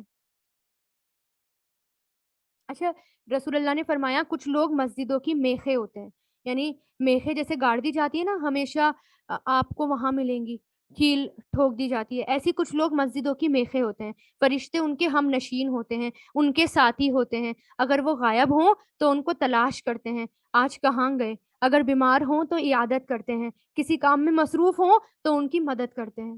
سبحان اللہ. اور اس شخص سے بہتر بات کس کی ہوگی جو اللہ کی طرف دعوت دے اور نیک عمل کرے اور کہے کہ میں فرما برداروں میں شامل ہوں. اور نیکی اور بدی برابر نہیں ہوتی. تم بدی کا دفاع یعنی برائی کا دفاع ایسے طریقے سے کرو جو بہترین ہو. نتیجہ یہ ہوگا جس کے اور تمہارے درمیان دشمنی تھی وہ دیکھتے ہی دیکھتے ایسا ہو جائے گا جیسے وہ تمہارا جگری دوست ہو. یہ بھی ایک خوشخبری دی جا رہی ہے. سب سے اچھی بات یعنی برائی کو اچھائی سے دور کرو، صبر کرو، تو وہ دیکھتے ہی دیکھتے ایسا ہو جائے گا جیسے تمہارا بہت گہرا دوست ہو. جیسے صحابہ کرام کو دیکھ لیں، رسول اللہ کے اسلام سے پہلے جو دشمن تھے وہ کتنے کس قدر دوست ہو گئے. حضرت عمر کو دیکھ لیں ذرا، کیسے کیسے دوست ہو گئے. تو ایسے ہی اللہ تعالیٰ دوست بنا دیتے ہیں پھر. اور یہ بات صرف انہی کو عطا ہوتی ہے جو صبر سے کام لیتے ہیں، اور یہ بات صرف اسی کو عطا ہوتی ہے جو بڑے نصیبوں والا ہے. تو ہمیں کیا کرنا ہے؟ صبر سے کام کرنا ہے، نیکی کرنی ہے، نیکی کا حکم دینا ہے، فرما برداروں میں شامل ہونا ہے، برائی کا دفاع اچھائی سے کرنا ہے. ایسے لوگوں کے دشمن بھی دوست ہو جائیں گے. تو دوست بنانے کا یہ طریقہ بتا دیا اللہ تعالیٰ نے. یہ نہیں کہ کمپرومائز کر لو، ان کے ان کے بےہودہ باتوں میں شامل ہو جاؤ، کمپرومائز کر لو دین کے معاملے میں، ایسا نہیں. بلکہ صبر کرو، برائی کا دفاع اچھائی سے کرو. اور اگر تمہیں شیطان کی طرف سے کبھی کوئی کچوکا لگے تو شیطان مردود سے اللہ کی پناہ مانگ لو. یعنی جب بھی شیطان وسوسے ڈالے، صبر کے کام میں شیطان آ جاتا ہے نا، جب بھی صبر کی بات ہوتی ہے شیطان کرنے نہیں دیتا، اس لیے فوراً کیا کرو؟ اعوذ باللہ پڑھ لو. بے شک وہ بات سننے والا اور ہر بات جاننے والا ہے. اور اسی کی نشانیوں میں سے ہے کہ رات اور دن اور سورج اور چاند، نہ تو سورج کو سجدہ کرو نہ چاند کو سجدہ کرو، اور سجدہ اس اللہ کو کرو جس نے انہیں پیدا کیا، اگر واقعی تمہیں اسی کی عبادت کرنی ہے. پھر بھی اگر یہ کافر تکبر سے کام لے تو کرتے اگر تکبر سے کام لیں تو کرتے رہیں، کیونکہ جو فرشتے تمہارے رب کے پاس ہیں وہ تو دن رات اس کی تسبیح کرتے ہیں اور وہ اکتاتے نہیں، تھکتے نہیں. اور اس کی نشانیوں میں سے یہ بھی ہے کہ تم زمین کو دیکھتے ہو کہ وہ مرجھائی پڑی ہے، پھر جیسے ہی ہم نے اس پر پانی اتارا وہ حرکت میں آ گئی اور اس میں بڑھوتری پیدا ہو گئی. حقیقت یہ ہے جس نے اس زمین کو زندہ کیا وہی مردوں کو بھی زندہ کرنے والا ہے، یقیناً وہ ہر چیز پر قادر ہے. اور جو لوگ ہماری آیتوں کے بارے میں ٹیڑھا راستہ اختیار کرتے ہیں وہ ہم سے چھپ نہیں سکتے. بھلا بتاؤ، جس شخص کو آگ میں ڈال دیا جائے وہ بہتر ہے یا وہ شخص جو قیامت کے دن بے خوف و خطر آئے؟ اچھا، جو چاہو کر لو، یقین جانو وہ ہر چیز کو خوب دیکھ رہا ہے. بے شک ان لوگوں نے بہت برا کیا جنہوں نے نصیحت کی اس کتاب کا انکار کیا جبکہ ان کے پاس آ چکی تھی، حالانکہ وہ بڑی عزت والی کتاب ہے جس تک باطل کی کوئی رسائی نہیں، یعنی جھوٹ نہیں، اس میں جھوٹ اس تک پہنچ ہی نہیں سکتا، اور نہ اس کے آگے سے نہ اس کے پیچھے سے. یہ اس ذات کی طرف سے اتاری جا رہی ہے جو حکمت کا بھی مالک ہے. تمام تعریفیں اسی کی طرف لوٹتی ہیں. اے پیغمبر، تم سے جو باتیں کہی جا رہی ہیں وہ وہی ہیں جو تم سے پہلے پیغمبروں کو کہی گئی تھی. یقین رکھو تمہارا پروردگار مغفرت کرنے والا اور دردناک سزا دینے والا ہے. اگر ہم اس قرآن کو اجمی قرآن بناتے، یعنی غیر عربی لینگویج، تو یہ لوگ کہتے کہ اس کی آیتیں کھول کھول کر کیوں نہیں بیان کی گئیں، یا یہ کیا بات ہے کہ یہ قرآن اجمی ہے اور پیغمبر عربی. کہہ دو جو لوگ ایمان لائے ہیں ان کے لیے یہ ہدایت ہے اور شفا کا سامان ہے، اور جو ایمان نہیں لائے ان کے کانوں پر تو ڈانٹ لگی ہوئی ہے، یعنی ان کے کان بند ہے، اور یہ قرآن ان کے لیے اندھیروں میں بھٹکنے کا سامان ہے. ایسے لوگوں کو کسی دور دراز جگہ سے پکارا جا رہا ہوتا ہے. یعنی یہ قرآن کس کے لیے ہدایت ہے؟ جو لوگ ایمان لے آئے ہیں. جو شفا کس کے لیے ہے؟ جو اہل ایمان ہے ان کے لیے شفا ہے، اور ظالموں کے لیے یہ اضافہ کرتی ہے خسارے میں. اب آپ دیکھتے ہیں نا ظالم لوگ اس کے اندر سے پروپیگنڈا نکالتے ہیں، دیکھو قرآن کے اندر کیسی آیت ہے، یہ کہا جا رہا ہے قرآن کے اندر، یہ کہا جا رہا ہے قرآن کے اندر، اور زیادہ وہ زیادتیاں کرتے ہیں. ایمان والے اور زیادہ اس میں ایمان لے کر آ جاتے ہیں. اور ہم نے موسیٰ کو بھی کتاب دی تھی، پھر اس میں بھی اختلاف ہوا، اور اگر تمہارے پروردگار کی طرف سے ایک بات پہلے سے ہی طے کر دی گئی نہ ہوتی تو ان لوگوں کا معاملہ چکا ہی دیا جاتا، اور حقیقت یہ ہے کہ یہ لوگ ایسے شک میں پڑے ہوئے ہیں جس نے ان کو خلجان میں ڈال رکھا ہے، یعنی بے چین کر رکھا ہے۔ اور جو کوئی نیک عمل کرتا ہے تو وہ اپنے ہی فائدے کے لیے کرتا ہے، اور جو برائی کرتا ہے اپنے ہی نقصان کے لیے کرتا ہے، اور تمہارا پروردگار بندوں پر ظلم کرنے والا نہیں، یعنی اللہ تعالیٰ بندوں پر ظلم نہیں کرتا، یہ بندے ہی ہیں جو اپنے اوپر خود ظلم کرتے ہیں، اپنے لیے رانگ چوائسز، رانگ چوز، غلط موٹیویشن، ہے نا، غلط چیزوں پر چلنا۔ تو یہ جو ہے اپنے ہی آپ پر ہم ظلم کرتے ہیں، قرآن کو چھوڑ دینا، باقی کی مجلسوں میں خوب دل لگانا، 1 گھنٹہ بھی 1.5 گھنٹہ بھی نہ نکالنا قرآن کے لیے، تو یہ کیا ہے؟ یہ اپنے اوپر ظلم ہے کہ ہم سننا نہیں چاہ رہے، سمجھنا نہیں چاہ رہے، بور ہو جاتے ہیں، ہمیں ابھی پڑھائی کرنی ہے، ابھی ہمارا یہ وقت ہے، ابھی یہ وقت ہے۔ کب وقت آئے گا پھر سننے کا؟ پھر 24 گھنٹوں میں سے کبھی بھی نہیں ملے گا۔ تو اللہ تعالیٰ سے دعا ہے کہ اللہ تعالیٰ اس قرآن کو سننے والا بنائے، اس قرآن کو سمجھنے والا بنائے، اس پر عمل کرنے والا بنائے، اور اس تک ہم جنت تک کے راستوں پر پہنچ جائیں، اور ہم نہ تو ہم پر ظلم ہو نہ ہم کسی پر ظلم کریں۔ اللہ تعالیٰ ہمیں ہر مصیبتوں سے محفوظ رکھے، ہم سب کو عافیت میں رکھے، اور اس قرآن کو خیر کے ساتھ ہم پورا کروا دے، اور یہ ہم خود بھی سمجھیں اور دوسروں تک بھی اس کو پہنچا دیں۔ اللہ تعالیٰ ہمیں ذریعہ بنا دے۔ آمین ثم آمین۔